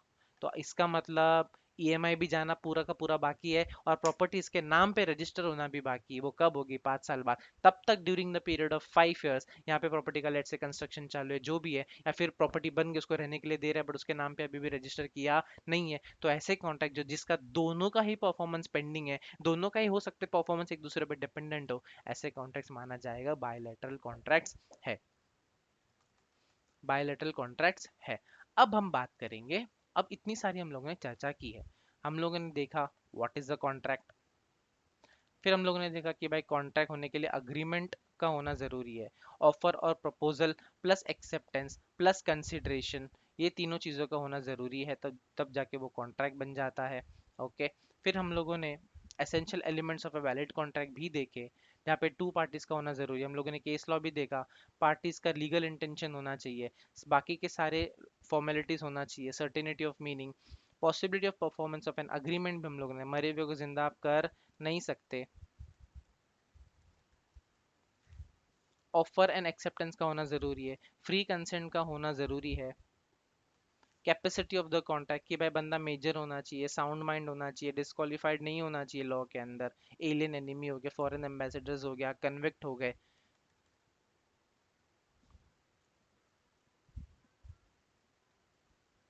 कंसिडरेशन का होना भी ज़रूरी है जो कि लॉफुल हो, जो कि लॉफुल हो, एंड ऑब्जेक्ट भी लॉफुल होना चाहिए, एंड वो कॉन्ट्रैक्ट एक्सप्रेसली वॉइड होना नहीं चाहिए, जैसे कि उसका बेस अग्रीमेंट ही वॉइड है। ठीक है, अगर आप किसी को शादी करने से रोकते हो, आप अगर किसी को बोलते हो कि तू मेरे पे कोर्ट केस मत करना, so those agreements are self void. इसके कुछ एक्सेप्शन है जो हम लोग आगे आने वाले यूनिट्स में देखेंगे। उसके बाद हम लोग ने टाइप्स ऑफ कॉन्ट्रैक्ट भी कवर किया, valid contract, void contract, voidable, illegal, unenforceable, express, implied, quasi, e contracts, executed contract, unilateral and bilateral contract. अब हम आगे बढ़ेंगे,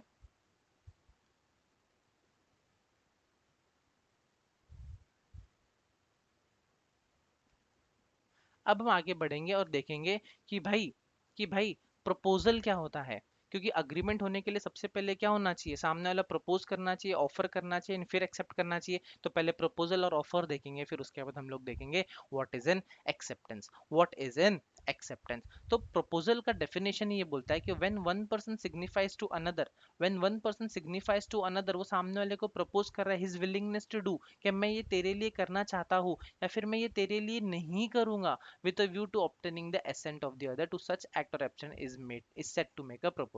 willingness to do कि मैं ये तेरे लिए करना चाहता हूँ, abstinence कि वो मैं तो ऑफर कर रहा है कि मैं ये तेरे लिए नहीं करूंगा, मैं ये तेरे लिए नहीं करूंगा।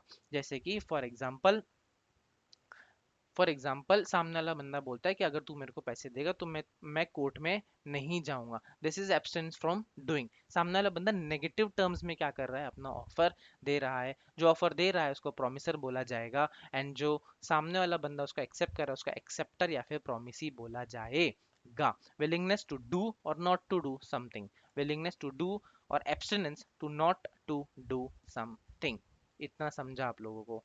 तो इसका मतलब offer can be positive as well as offer can be negative. For example, A offers to sell his car to B for 3 lakh in an act of doing. So यहाँ पे positive offer है. But when A ask B, A B को बोलता है कि जब उनकी car का एक्सीडेंट होता है बी के स्कूटर के साथ कि प्लीज कोर्ट में मत जाना, हम दोनों आपस में मिल के सुलटा लेते हैं ना मामला, हम आपस में मामला मिल के सुलटा लेते हैं। तो ए के गाड़ी का एक्सीडेंट हो गया बी के गाड़ी के साथ, तो ए क्या बोलता है, प्लीज तू कोर्ट में मत जा, मैं तेरे को तेरे जो भी रिपेयर चार्जेस है, लीगल डैमेजेस है, मैं तेरे को पे करने के लिए रेडी हूँ, तू मेरे अगेंस्ट कोर्ट में मत जा। तो वहां पे वो नेगेटिव ऑफर कर रहा है, क्या कर रहा है, नेगेटिव ऑफर कर रहा है। अब हम बात करेंगे टाइप्स ऑफ ऑफर की। अब हम बात करेंगे टाइप्स ऑफ ऑफर की। बहुत ही ब्यूटीफुल कॉन्सेप्ट है टाइप्स ऑफ ऑफर। सबसे पहले आता है जनरल ऑफर। सबसे पहले आता है जनरल ऑफर। ऐसा ऑफर जो जनहित में जारी है, एक साथ इकट्ठा पूरे पब्लिक को किया गया है, जैसे कि न्यूज़पेपर में कुछ एडवर्टीजमेंट्स हो गए। This is what a general offer made to the public at large. एक ऐसी ही चीज हुई थी, मैं बताऊं आप लोगों को, एक ऐसी ही चीज हुई थी।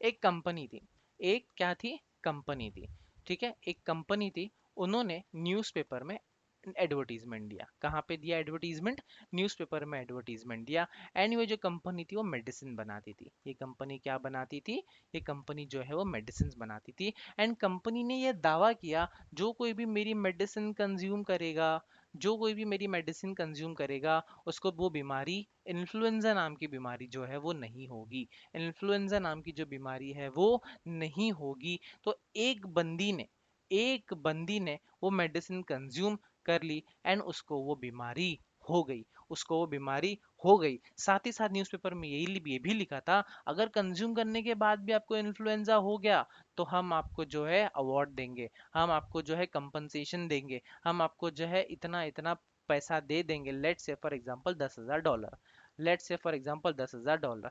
तो इसको इन्फ्लुएंजा हो गया। तो द क्वेश्चन इज, क्या ये बंदी ये कंपनी से पैसा क्लेम कर सकती है क्या? The answer is yes, because newspaper में एडवर्टीजमेंट देना was a general offer. And इसका ये मेडिसिन का कंज्यूम करना was an act, was a conduct, so acceptance it was an acceptance it was an it was an acceptance। ये acceptance उसने कर लिया the moment she consumed that medicine। now she is liable to claim that particular legal damages or award or compensation।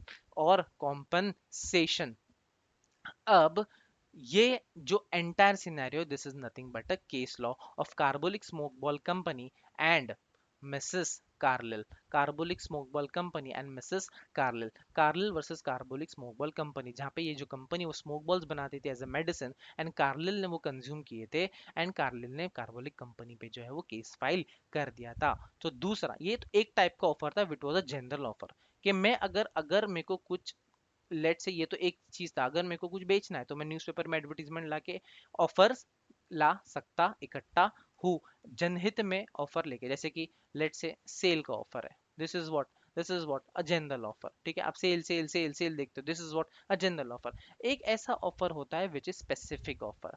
एक offer होता है specific offer, जब आप communicate करते हो वो ऑफर एक स्पेसिफिक बंदे को या बंदी को, वो माना जाएगा स्पेसिफिक ऑफर, वो माना जाएगा स्पेसिफिक ऑफर। इसके अलावा वो कोई एक्सेप्ट कर सकता नहीं है। एक बार क्या हो गया था ना, मिस्टर ए का ना डॉगी खो गया था। एक बार क्या हो गया था, मिस्टर ए का डॉगी जो है वो खो गया था। तो मिस्टर ए था परेशान, मिस्टर ए था परेशान।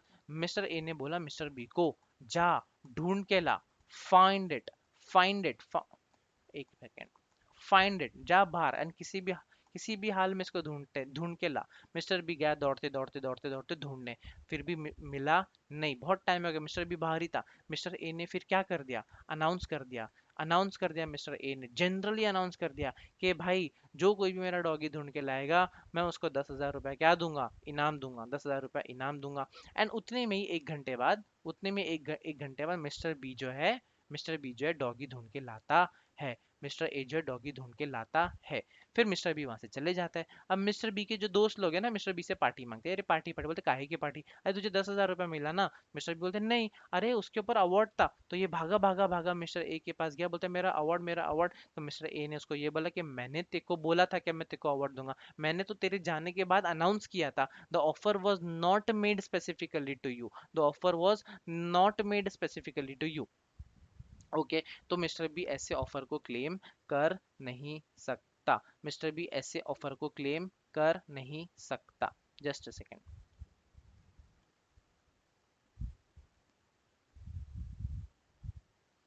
Sorry, this is not an example of specific offer, I am sorry, this is an example of offer must be communicated to offeree. Offer अगर आप किसी को कर रहे हो तो वो स्पेसिफिकली कम्युनिकेट हो जाना चाहिए। स्पेसिफिक ऑफर का मैं और एक एग्जांपल देता हूँ आपको। This can also be covered in specific offer bye the way. Okay, so mister ABC, sorry, ABC क्या है, एक कंपनी है। एबीसी क्या है, एक कंपनी है। एंड मिस्टर पी, एंड दोनों गुड्स के बीच में डीलिंग करते हैं। ये इसको गुड्स देता है एंड ये इसको क्या देता है, पैसे देता है। गुड्स देता है एंड ये इसको क्या देता है, पैसे देता है। एक बार क्या हुआ, पी क्यू आर करके कोई कंपनी आई एंड इस कंपनी को क्या कर दी, टेक ओवर कर दी। क्या कर दी, टेक ओवर कर दी। अब अब इस कंपनी का लीगल एग्जिस्टेंस जो है खत्म हो गया है। अब ये जो है वो आम आदमी है, नॉर्मल इंडिविजुअल है, इसको पता था क्या, नहीं, इसने तो गुड्स का ऑर्डर प्लेस कर दिया।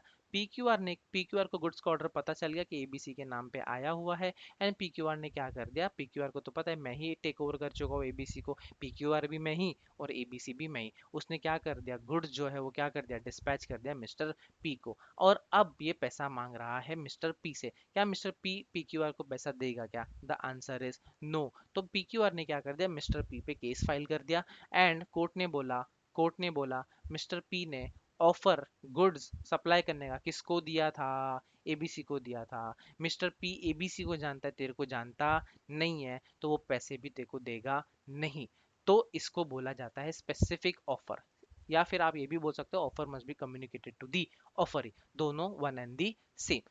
तो यहाँ पे ये जो केस है बोल्टन वर्सेस जोन्स का है। तो जहाँ पे ये जो पी क्यू आर है is nothing but Bolton, and P जो है वो है जोन्स, एंड एबीसी जो है वो ब्रोकलहर्स्ट है। ओके, जहां पे जोन्स ने ऑर्डर दिया था ब्रोकलहर्स्ट को, Brocklehurst was taken over by Bolton. Mister P ने ऑर्डर प्लेस कर दिए थे एंड वो ऑर्डर एग्जीक्यूट अब कौन करेगा, P Q R, that is Bolton. क्यों, क्योंकि ब्रोकलहर्स्ट तो लीगल एग्जिस्टेंस ब्रोकलहर्स्ट का खत्म हो चुका है, पी क्यू आर के पास वो ऑर्डर जा चुका है। सो पी क्यू आर ने जब ऑर्डर डिस्पैच तो कर दिया, पी ने वो ऑर्डर रख भी लिया। पी क्यू आर जब पैसे मांगे तो मिस्टर पी देगा नहीं, बोलेगा मैं तेरे को जानता नहीं हूँ। क्यों, क्योंकि मैंने ऑफर किसको कम्युनिकेट किया था, ऑफर ही को, वो मेरा था स्पेसिफिक ऑफर, वो ऑफर तेरे लिए था नहीं, वो ऑफर तेरे लिए था नहीं। तो this is an example of specific offer. Cross offer, cross offer, parties make identical offer to each other in ignorance of each other's offer। Mister A, mister A ने मिस्टर बी को offer दिया है, ठीक है। एक second,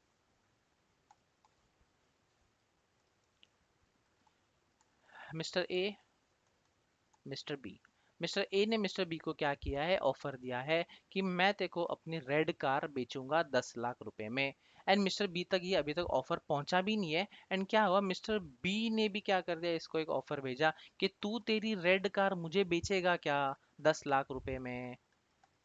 तो ये offer इसका एक्सेप्ट नहीं हुआ है। एंड इसको भी सुनने में थोड़ा सा अजीब है ये concept, but this is N identical offer, जहाँ पे मिस्टर ए ने मिस्टर बी को ऑफर भेजा एंड मिस्टर बी को पता ही नहीं कि मेरे पास ये ऑफर आया है, एंड उसी टाइम पे मिस्टर बी ने भी मिस्टर ए को सेम ऑफर भेजा सेम चीज के लिए सेम प्राइस पे। This is N identical offer, but ध्यान रखना यहाँ पे कहीं पे भी किसी का एक्सेप्टेंस नहीं है, एक्सेप्टेंस नहीं है। आगे चल करके हम बात करेंगे, आगे चल करके हम बात करेंगे, क्योंकि जो ऑफर मिस्टर ए ने भेजा है मिस्टर बी ने एक्सेप्ट किया ही नहीं है, सामने से उसने सेम ऑफर उसको भेजा है जो मिस्टर ए ने भी अभी तक एक्सेप्ट किया नहीं है। मतलब दोनों ही पार्टी के बीच में टेलीपैथी हुई है, टेलीपैथी हुई है, मन की बात जान लिए है कि मिस्टर बी को भी पता नहीं था ये मेरे को ऑफर देने वाला है, मिस्टर ए को भी नहीं पता था कि ये मेरे को ऑफर देने वाला है, एंड दोनों ही जाने अनजाने में एक दूसरे को सेम चीज का सेम ऑफर दे बैठे है। फिर एक आता है काउंटर ऑफर, ये औरतों को बड़ा अच्छे से पता है। एक आता है काउंटर ऑफर।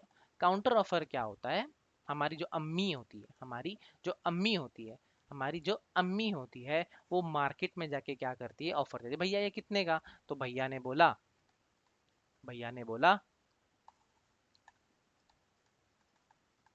ये है 1,000 रुपए का, ये है 1,000 रुपए का। भैया ने सामने, मम्मी ने ऑफर दिया कि ये कितने का है, भैया ने बोला 1,000 रुपए में तेको ऑफर करता हूँ। मम्मी ने क्या किया, तुरंत सामने से काउंटर ऑफर दे दिया कि 350 रुपए के ऊपर 1 रुपया नहीं दूंगी। द मोमेंट मैं किसी को कुछ ऑफर करता हूँ एंड सामने वाला बंदा मुझे प्राइस कोटेशन करता है और मैं उसका ऑफर एक्सेप्ट करता नहीं हूँ, मैं क्या करता हूँ, सॉरी एक सेकेंड,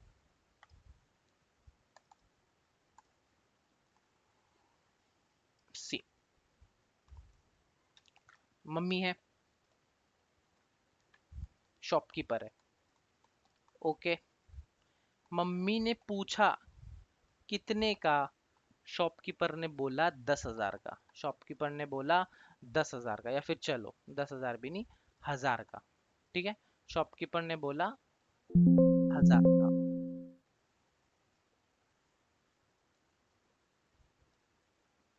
शॉपकीपर ने बोला आंटी 1,000 रुपए का, तो शॉपकीपर ने 1,000 रुपए का इनको क्या दिया है, ऑफर।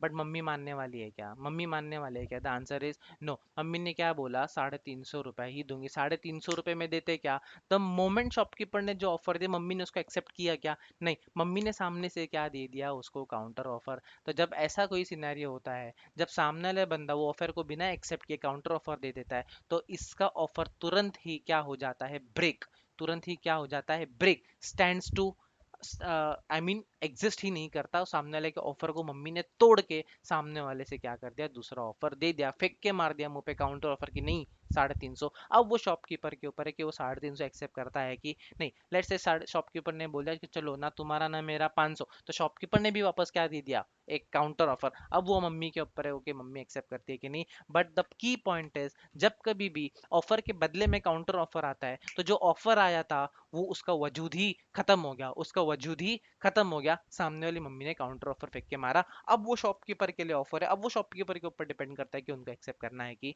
नहीं। द कॉन्सेप्ट समझ में आपको। फिर आता है स्टैंडिंग ऑफर और ओपन ऑफर, कि लेट से किसी ने टेंडर ओपन किया है कि ये रोड कौन कंस्ट्रक्ट करेगा, फिर बहुत सारे लोगों ने आके बिडिंग किया, this is a standing offer, ये ऑफर अब तक ही खुला है, इसको अब तक एक्सेप्ट करना है तो जल्दी जल्दी कर लो वरना ये ऑफर क्या हो जाएगा, क्लोज हो जाएगा। दिस इज सीमित समय तक, ये सीमित समय तक का ऑफर है। ऐसे ऑफर जो एक स्पेसिफिक टाइम के लिए खुले रहते हैं, उस पर्टिकुलर टाइम में आके जिसके लिए वो ऑफर है, हो सकता है बहुत सारे लोगों के लिए हो या फिर हो सकता है एक लोगों के लिए, हो सकता है मैंने आपको ऑफर दिया है कि मैं आपको लॉ पढ़ाऊंगा, मात्र मात्र 500 रुपए में पूरा लॉ पढ़ाऊंगा, आपको 1 घंटे के अंदर ही एक्सेप्ट करना है। हो सकता है मैं बहुत सारे स्टूडेंट्स को ये ऑफर दूं या फिर किसी एक स्टूडेंट को ये ऑफर दूं, तो वो ऑफर जो एक सीमित समय तक खुला हुआ है, it can be called as a standing offer and an open offer. फिर वो एक टाइम के बाद ऑफर क्या हो जाएगा, सीज टू एग्जिस्ट, ऑफर क्या हो जाएगा, बंद हो जाएगा।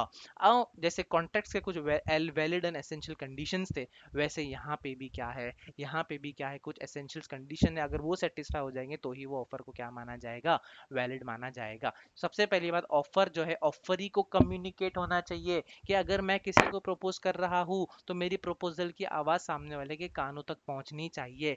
वो एग्जांपल जहाँ पे किसी का कुत्ता खो गया था, this is nothing but a case law, Lalman Shukla versus Gauri Dutt. यहाँ पे केस लॉ नहीं, यहाँ पे कुत्ता नहीं घुमा था, गौरी दत्त का नेफ्यू एंड नीस खो गया था, तो गौरी दत्त ने क्या किया था, गौरी दत्त ने क्या किया था, लालमन शुक्ला को भेजा था कि उसको ढूंढ के लेके आ। लालमन शुक्ला भाई साहब बाहर ढूंढ रहे, नहीं मिल रहा, नहीं मिल रहा है। गौरी दत्त भी इंतजार कर रही है, कर रही है। फिर यहाँ से गौरी दत्त ने क्या कर दिया, एक अनाउंसमेंट कर दिया कि जो कोई भी मेरे नेफ्यू नीस को ढूंढ के लाएगा उसको 10,000 रुपए का इनाम। और लालमन शुक्ला तक ये ऑफर पहुंची ही नहीं थी। लालमन शुक्ला ने ढूंढ के तो लाया, बट लालमन शुक्ला को बाद में पता चला कि इसके ऊपर अवार्ड था। लालमन शुक्ला ने केस फाइल किया गौरी दत्त के ऊपर, और लालमन शुक्ला केस हार गया। कोर्ट ने बोला that offer was not communicated to you।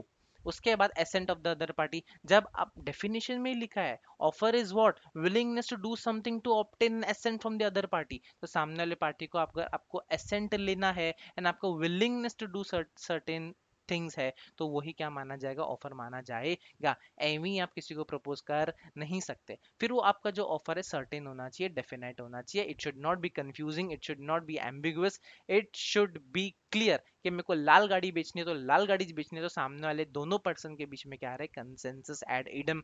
फिर उसके बाद जब आप ऑफर कर रहे हो तो आप दोनों के बीच में इंटेंशन क्लियर होना चाहिए कि आपको लीगल ऑब्लिगेशन सामने वाले पे क्रिएट करना है। The moment legal obligation create करने के क्राइटेरिया सेटिस्फाई हो जाता है तो आप दोनों के बीच में अग्रीमेंट भी बन जाएगा और लीगल रिलेशन भी एग्जिस्ट हो जाएगा। क्या आपका ऑफर कंडीशनल हो सकता है? The answer is yes. मैं आपको ऑफर दे रहा हूं कि मैं ये पेन बेचना चाहता हूँ आपको 500 रुपए में, ये आपको ऑफर एक्सेप्ट करना ही पड़ेगा। या तो आप मेरे को व्हाट्सएप पे लिख के भेजो, या तो मेरे को आप मेल करो, बट आपने भेजा मेरे को लेटर, मैं आपका ऑफर एक्सेप्ट करूंगा। आपका मैं एक्सेप्टेंस एक्सेप्ट करूंगा कि नहीं, क्योंकि मैंने ऑफर में क्लियरली बोला था कि मैं पेन आपको ऑफर के नाम पे दे रहा हूँ, बट आपका एक्सेप्टेंस मेरे को व्हाट्सएप के मैसेज पे चाहिए या तो फिर मेल पे चाहिए। इसके अलावा मैं आपका कोई भी एक्सेप्टेंस एक्सेप्ट करूंगा नहीं। तो ये मेरा क्या है, कंडीशनल ऑफर सामने सामने है। बट एक चीज याद रखना, एक चीज याद रखना, आप किसी को ये नहीं बोल सकते कि मैं तेरे को प्रपोज कर रहा हूं, अगर तूने मुझे 2 घंटे के अंदर जवाब नहीं दिया तो मैं तेरी खामोशी को तेरा हाँ समझूंगा।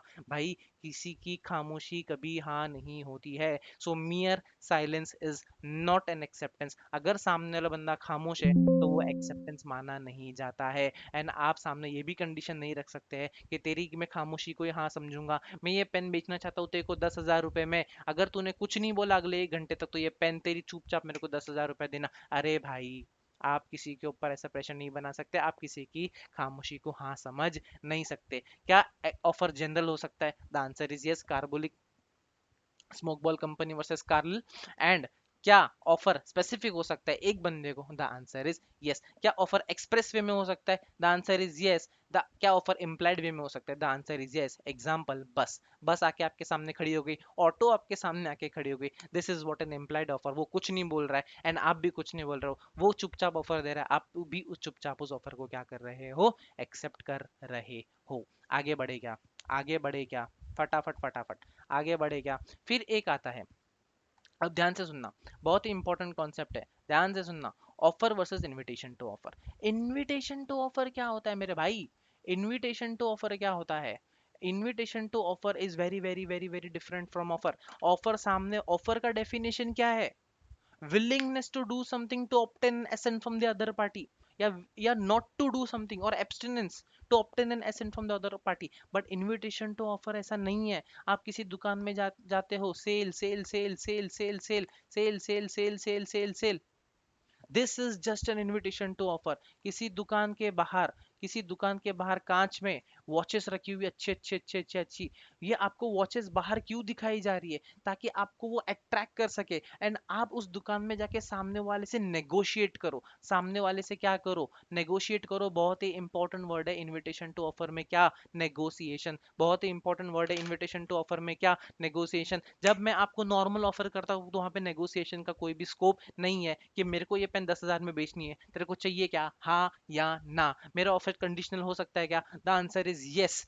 के कि तेरे को एक्सेप्टेंस देना तो या तो व्हाट्सएप पे दे, मेल पे दे, चलेगा चलेगा। बट इनविटेशन टू ऑफर में क्या है? बाहर दुकान के कांच में पॉट्स रखे हुए, वॉचेस रखी हुई, ज्वेलरी की शॉप में ज्वेलरी रखी हुई, this is an invitation to offer guys.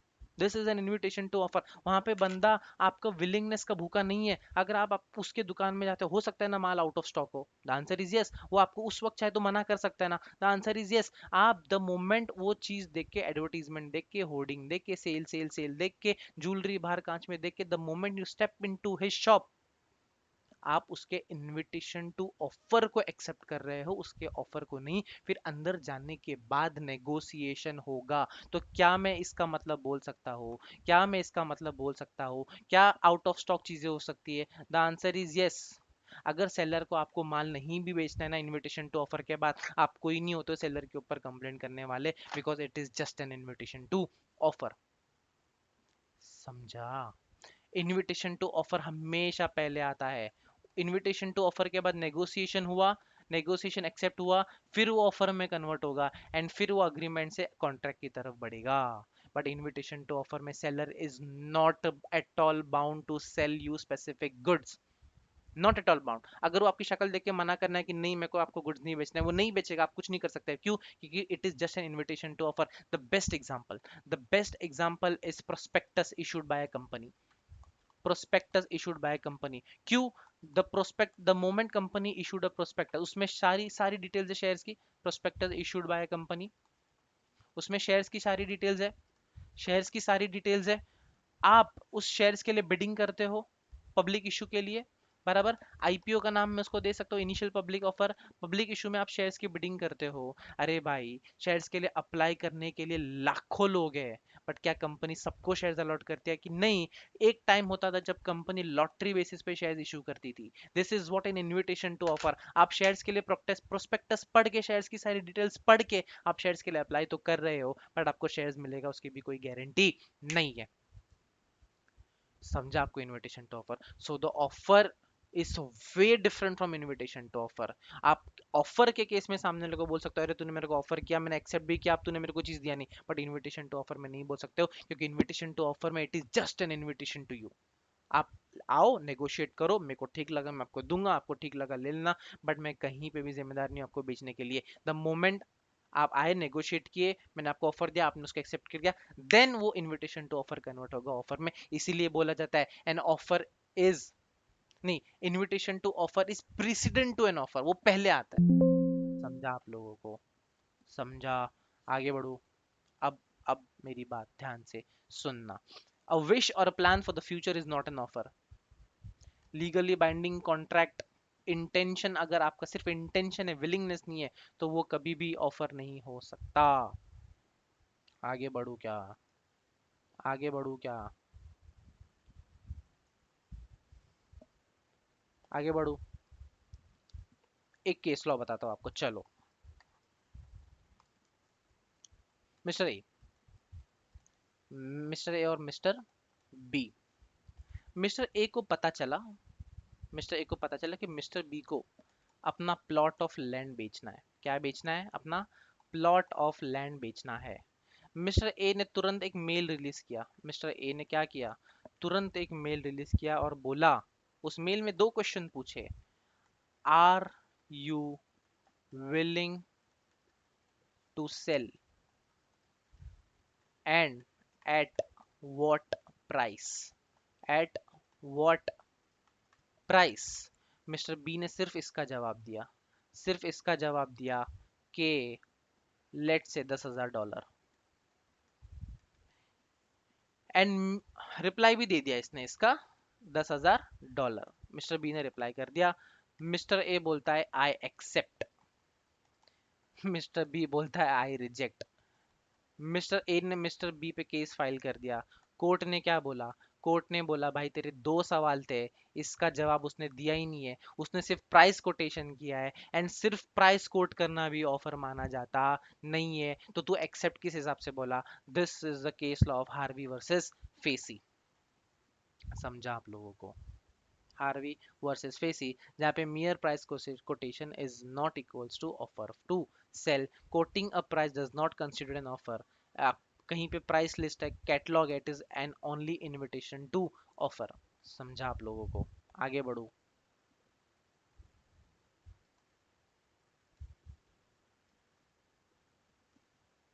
ये था आपका ऑफर। अब हम बढ़ेंगे एक्सेप्टेंस की तरफ। हम बढ़ेंगे अब एक्सेप्टेंस की तरफ।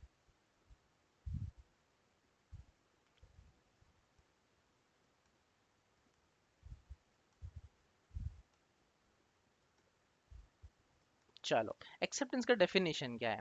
जिसको प्रपोज किया है आपने, अगर वो सिग्निफाई करता है उसका एसेंट, तो वो प्रपोजल क्या माना जाएगा? एक्सेप्टेड। के मतलब जब आपने किसी को प्रपोज किया एंड सामने वाला बंदा बोलता है कि हाँ मुझे प्रपोजल आया एंड मैं इस प्रपोजल को क्या करता हूँ, एक्सेप्ट करता करता हूँ, तो उसको माना जाएगा एक्सेप्टेंस। तो एक्सेप्टेंस का एक वैलिड कंडीशन ये भी है कि भाई एक्सेप्टेंस, एक्सेप्ट एक्सेप्ट बंदा वही कर सकता है प्रपोजल को जिसको ऑफर हुआ है, उसके अलावा कोई भी एक्सेप्टेंस कर नहीं सकता। सोचो ना, मिस्टर ए ने मिस्टर बी को ऑफर किया कि तू मेरे को ये बेचेगा क्या, मिस्टर बी ने एक्सेप्ट किया, क्या कोई तीसरा बंदा आके मिस्टर सी उसको एक्सेप्ट कर सकता है दोनों के बीच के ऑफर को? क्या हम दोनों के बीच में तेरा क्या काम मेरे भाई? सेम केस लॉ मैंने आपको भी बताया बोल्टन वर्सेस जोन का, जहाँ पे ब्रॉकल हर्स्ट को ऑफर था, ब्रॉकल हर्स्ट को ऑफर था, बोल्टन एक्सेप्ट नहीं कर सकता उसको भाई। समझा? ओके। एक्सेप्टेंस आपका कैसा होना चाहिए? एब्सोल्यूट होना चाहिए, अनक्वालिफाइड होना चाहिए। मतलब जैसा ऑफर आया उसी शक्ल में उसको आपको एक्सेप्ट करना है। आप सामने से एक्सेप्टेंस में कंडीशन नहीं रख सकते कि तेरा ऑफर ऐसा है, ठीक है मैं एक्सेप्ट करूंगा बट मेरी एक शर्त है। नहीं, your acceptance should be absolute and unqualified. The moment आप अपने एक्सेप्टेंस में कुछ कंडीशन रखते हो, अरे भाई ये एक तरह का फिर काउंटर ऑफर हो जाएगा, एंड फिर आप जब काउंटर ऑफर करोगे तो फिर वो ऑफर इन इटसेल्फ सामने वाले का क्या हो जाएगा?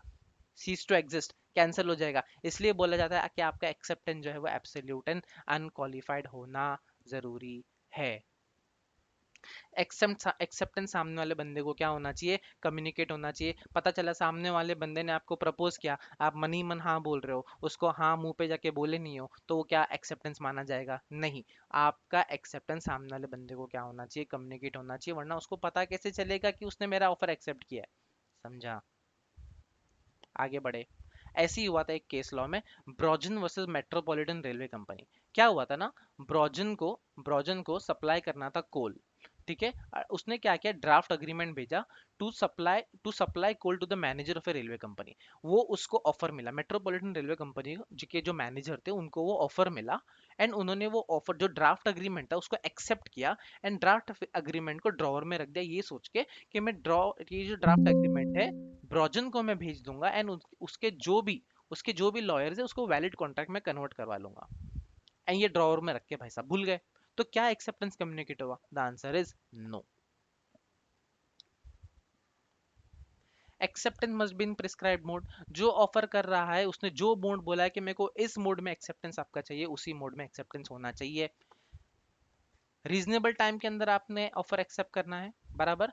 लेट से ए ने बी को ऑफर किया, मैं तेरे को 50 किलो बनाना बेचना चाहता हूँ, और बी 2 हफ्ते बाद बोलता है बेचना वो वाले बनाना, अरे भाई वो बनाना सड़ गया, समझा? तो एक्सेप्टेंस भी कैसा होना चाहिए? स्पेसिफाइड टाइम लिमिट के अंदर होना चाहिए। अगर स्पेसिफाइड टाइम लिमिट के अंदर आपने एक्सेप्ट नहीं किया तो सामने वाला बंदा आपका वेट थोड़ी करेगा, वो किसी और को वो माल बेच सकता है, राइट? एंड खामोशी किसी की हाँ नहीं होती। मियर silence is not an acceptance. अच्छा, एक्सेप्टेंस इम्प्लाइड मैनर में हो सकता है कि बस आके खड़ी, आप बस में चढ़ गए। The answer is yes. अब the most important part is communication of offer and acceptance. हमने ये तो देख लिया कि अगर आप एक्सेप्ट कर रहे हो सामने वाले का ऑफर, तो भाई उसको कम्युनिकेट तो करो।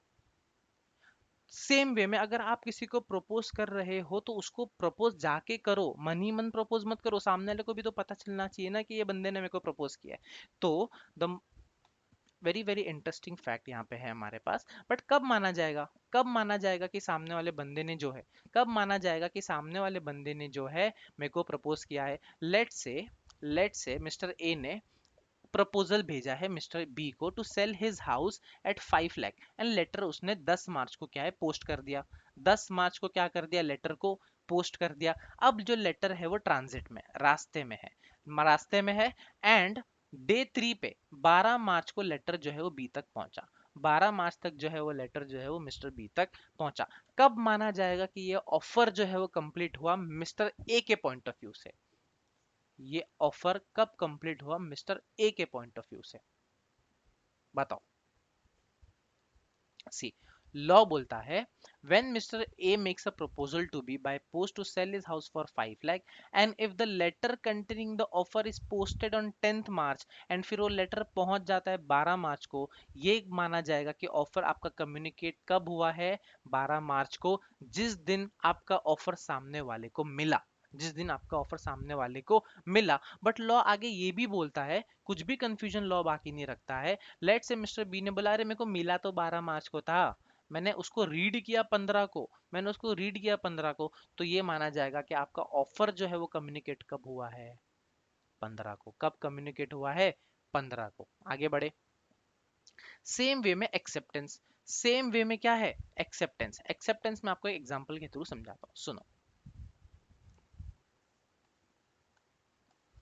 एक्सेप्टेंस सुनो, ए ने ऑफर किया 10 अप्रैल को, ठीक है, बी को। बी को ये ऑफर कब मिला, 12th को। कब मिला, 12th को। तो ये ऑफर कम्युनिकेट फाइनली कब हो गया, और रीडिंग वीडिंग का कॉन्सेप्ट छोड़ दो अभी, ठीक है। ऑफर कम्युनिकेट कब हुआ, ये मत अज्यूम करो बी ने इसको रीड कब किया। So offer is communicated on 12th। अब बी ने by the way of post, B ने by the way of post ये लेटर को डिस्पैच कर दिया on 14th April, on 14th अप्रैल। अब ये डिस्पैच हो चुका है, अब बी चाहे भी तो इस पोस्ट को रोक नहीं सकता, it is out of the power of the B. एक बार वो पोस्ट में डिस्पैच हो गया, क्या बी उसको रोक सकता है, the answer is no.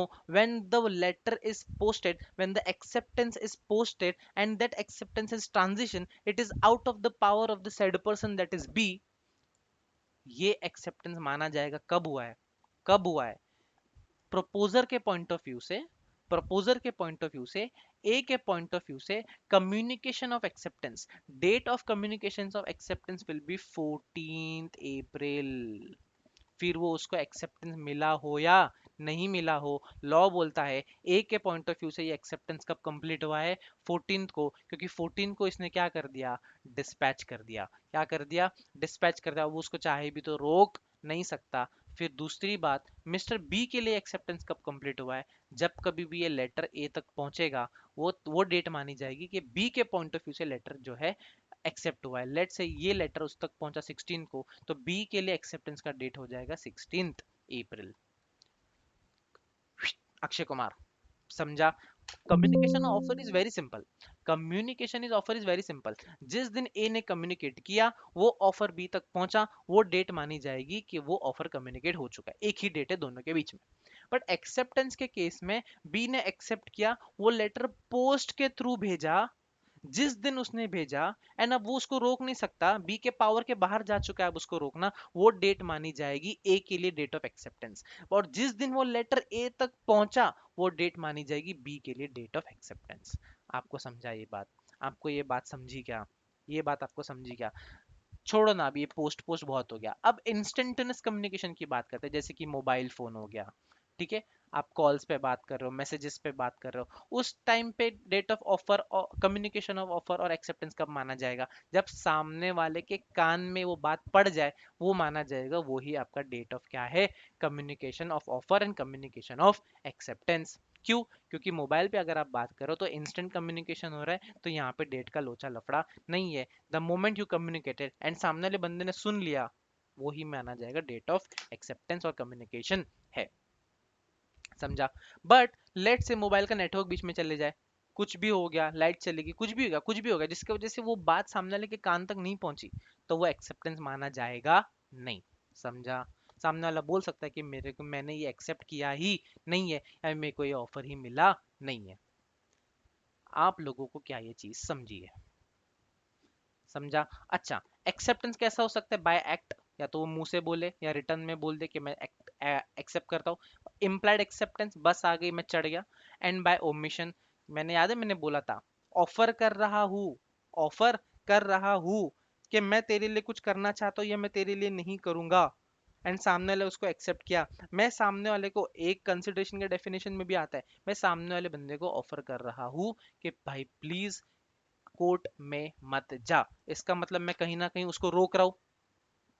The moment वो कोर्ट में नहीं आया, उसका ना आना ही एक्सेप्टेंस है, उसका ना आना ही एक्सेप्टेंस है। इसको बोला जाता है फोरबियरेंस टू एक्ट, इसको बोला जाता है फोरबियरेंस टू एक्ट, इसको बोला जाता है फोरबियरेंस टू एक्ट। समझा तुम लोगों को।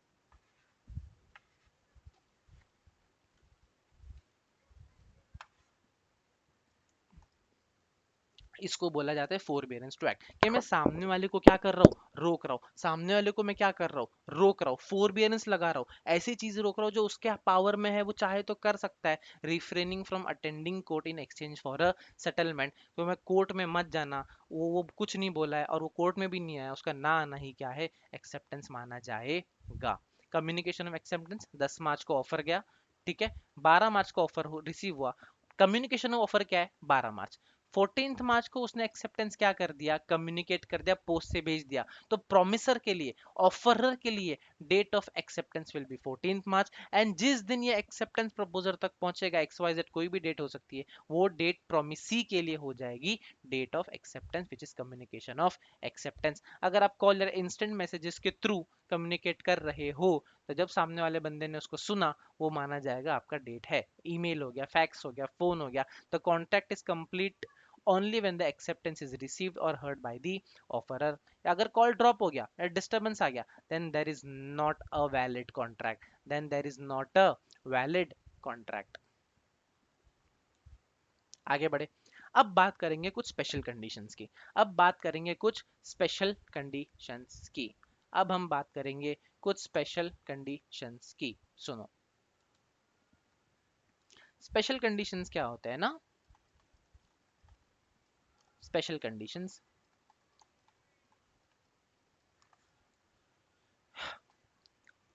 ये मैं हूं और लेट से ये मेरे एक रिलेटिव है, ये मेरे रिलेटिव है, इनको ट्रैवल करना था प्लेन से, इनको ट्रैवल करना था प्लेन से, ओके, एरोप्लेन से। तो इन्होंने टिकट खरीदी। अब जब कभी भी आप, और वो कंपनी का नाम था लेट से जो air India, okay, air India. अब जो रिलेटिव्स मेरे टिकट खरीदते वो इतने पढ़े लिखे नहीं है, वो इतने पढ़े लिखे नहीं है।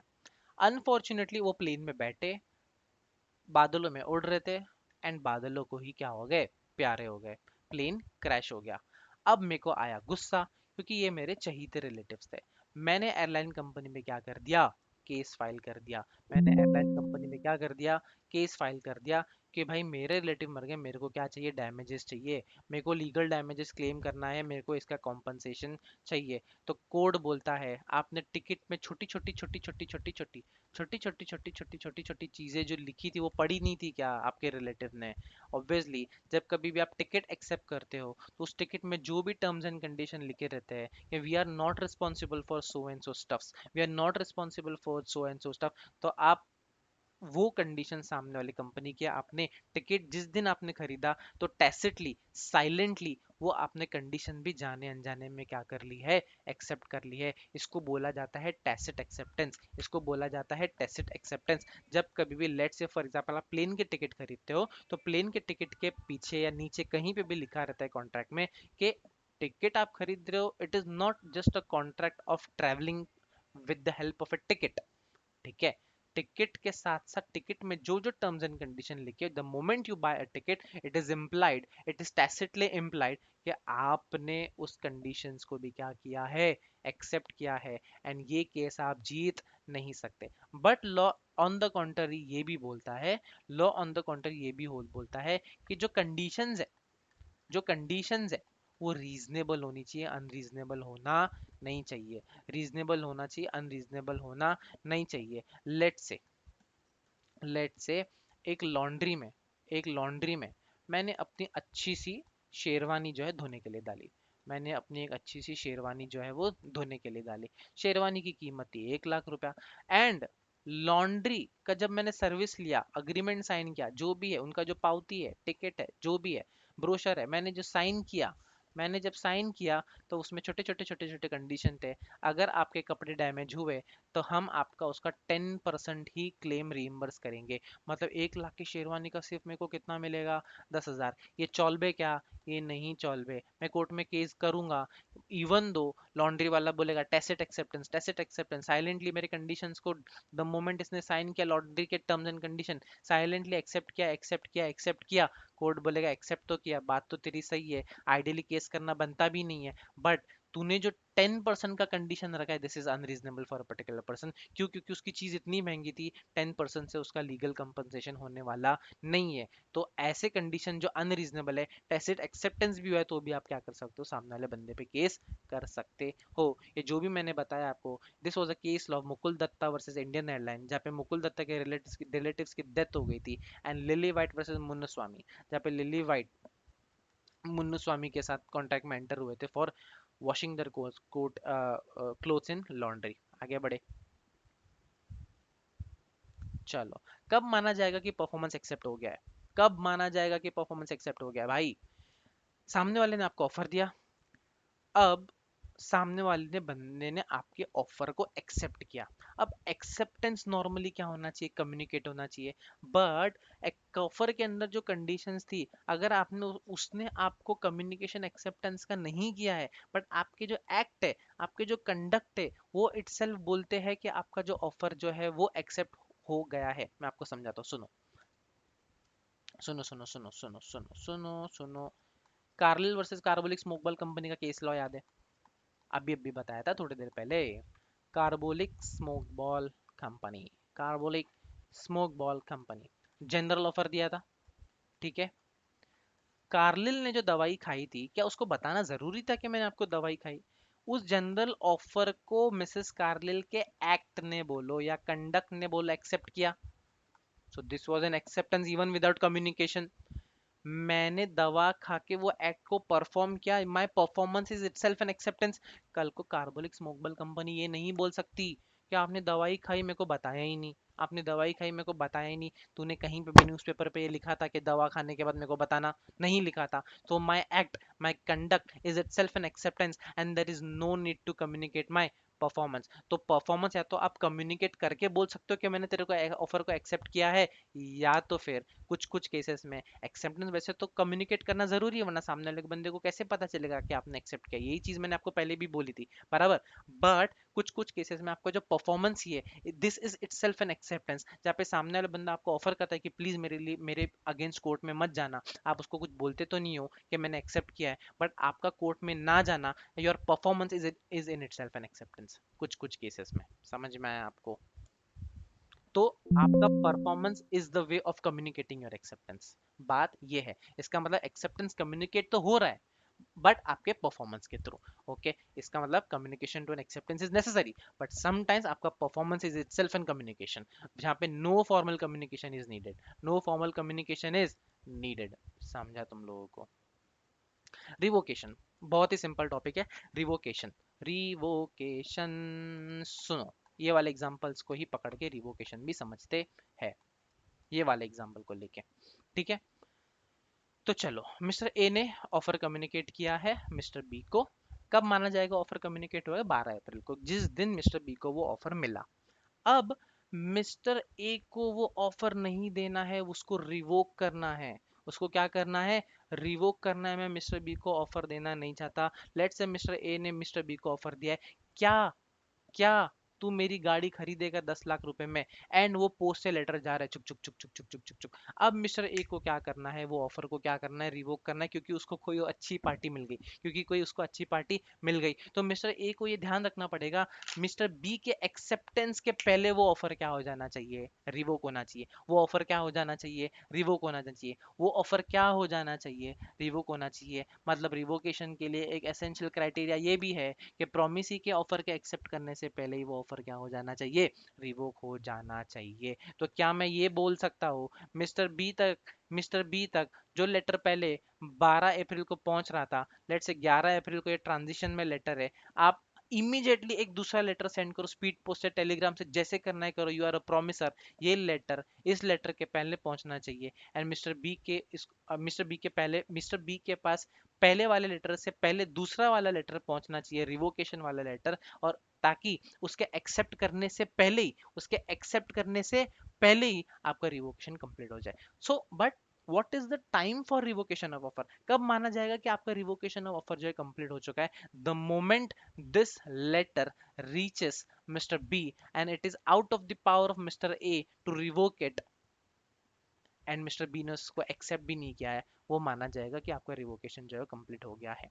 अब दूसरा केस, मिस्टर ए को रिवोक नहीं करना था, मिस्टर ए को रिवोक नहीं करना था, किसको रिवोक करना था, मिस्टर बी को। मिस्टर बी ने एक्सेप्टेंस दे दिया ना यार 14 को, 14 को एक्सेप्टेंस भेज दिया, ट्रांजिट में।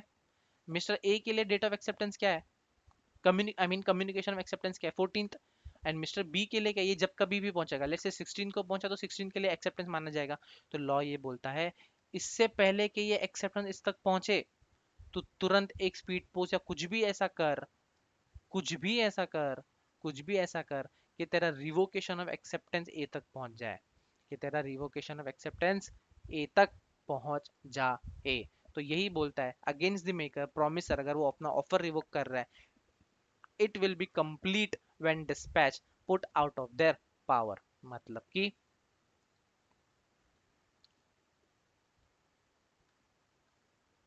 सी, as against the person who makes it, the moment it is put into the course of transmission to the person and it is out of the power of the person who makes it, वो माना जाएगा कि communication of revocation जो है complete हो गया है, and against the person to whom it is made when it comes to his knowledge, it comes to his knowledge.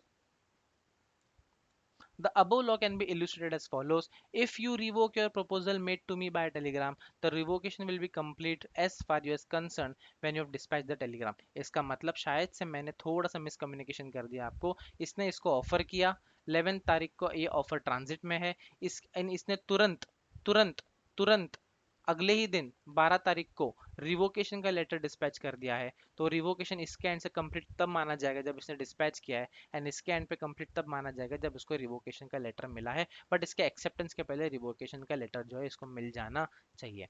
समझा तुम लोगों को, समझा तुम लोगों को। देखो सिंपल है, communication of offer, communication of offer, A B 10 तारीख को ऑफर भेजा, ठीक है, ट्रांजिट में है 11 और 12 तारीख को लेट से, एंड 13 तारीख को उसको ये मिला। Communication is offer, communication offer is when completed 13 तारीख को, बट इसको ये ऑफर रिवोक करना है, इसने 12 तारीख को ही रिवोकेशन का लेटर भेज दिया, इस पहला वाला लेटर बी तक पहुंचने से पहले। तो रिवोकेशन कब कंप्लीट माना जाएगा, ए के लिए 12 तारीख एंड बी के लिए जब कभी भी ये लेटर इस तक पहुंचेगा, बट इसके एक्सेप्टेंस के पहले पहुंचना चाहिए। दैट्स इट, यही बताना मैं चाह रहा था। बट एक्सेप्टेंस के केस में कैसे था, लेट से रिवोकेशन थोड़ी देर के लिए भूल जाओ, बी एक्सेप्ट कर रहा है 14 तारीख को, तो 14 तारीख will be the date of acceptance for whom, A, and जब कभी वो लेटर ए तक पहुंचेगा वो डेट मानी जाएगी बी की, वो डेट मानी जाएगी बी की, लेट से 16। अब लेट से ए ऑफर रिवोक नहीं कर रहा है, बी अपना एक्सेप्टेंस रिवोक कर रहा है, तो एक्सेप्टेंस ए तक पहुंचने से पहले पहले बी का रिवोकेशन ए तक पहुंच जाना चाहिए। तो एक्सेप्ट प्रोमिसी के लिए डेट क्या मानी जाएगी, as regards revocation of acceptance, if you go by the above example, I can revoke my acceptance of your offer by telegram. The revocation of acceptance by me will be completed when I dispatch the telegram against you. It will be completed when it reaches you. समझा आप लोगों को, revocation कब complete माना जाएगा, वो जब वो लेटर आप तक पहुंचेगा। समझा, समझा आप लोगों को।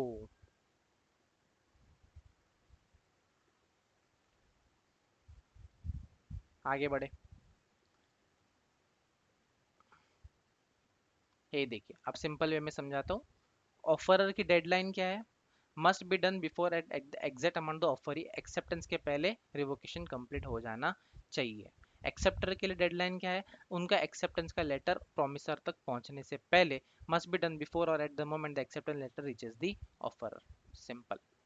अच्छा, नोटिस देके ऑफर रिवोक कर सकता हूँ, the answer is yes. Lapse of time तेरा वेट करो तो एक्सेप्ट करेगा करेगा करेगा, पर तूने एक्सेप्ट किया नहीं, तो मैं माल किसी और को बेच सकता हूँ, द आंसर इज यस। मैंने एक कंडीशन रखी थी कि मैं तेरे को ये घर तभी बेचूंगा जब तू मेरे को सिक्योरिटी डिपॉजिट या कुछ डाउन पेमेंट देगा, तूने वो नहीं दिया, तेरा ऑफर, मेरा जो ऑफर वो क्या है, वो रिवोक हो गया। मैं मर गया, ऑफर रिवोक हो गया। तूने काउंटर ऑफर दिया, उसी वक्त ऑफर रिवोक हो गया। मैंने तेरे को क्या बोला था, प्रिस्क्राइब मोड में रिप्लाई देना, if an offer ask for a telegram and you send a letter the offer is revoked, and अगर उसमें कुछ भी इलीगैलिटी है वो ऑफर क्या माना जाएगा, रिवोक माना जाएगा। This completes your unit number 1, this completes your unit number 1।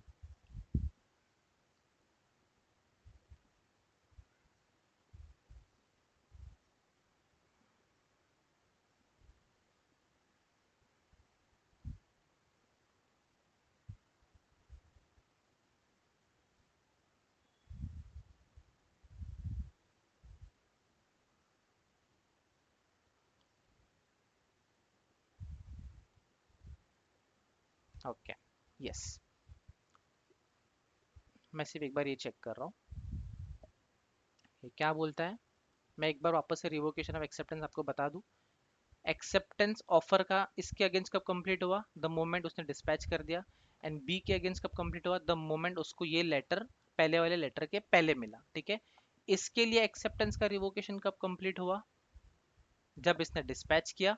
And इसके लिए एक्सेप्टेंस का रिवोकेशन कब कंप्लीट हुआ? जब इसको ये लेटर मिल गया। ओके, मैं एक बार फिर से आपको एक्सप्लेन कर देता हूँ, अच्छे से एक्सप्लेन करता हूँ, सुनो।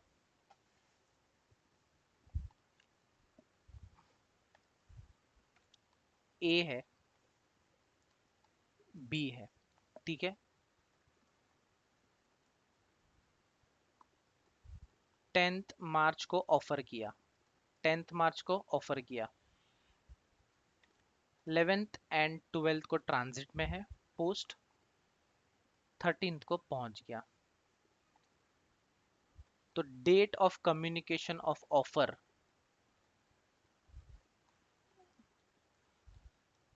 Will be what? Will be 13th, the moment इसको वो ऑफर मिला। समझा? एक्सेप्टेंस, एक्सेप्टेंस की बात करते हैं, एक्सेप्टेंस की बात करते हैं। बी ने एक्सेप्ट किया 14th को, तो ए के लिए date of acceptance will be 14th and B के लिए date of acceptance will be जब कभी वो लेटर ए तक पहुंचेगा, लेट्स से 16th। समझा?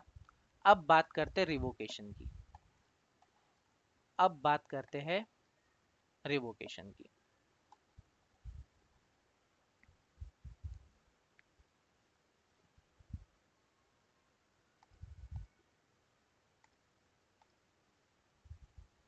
अब बात करेंगे रिवोकेशन।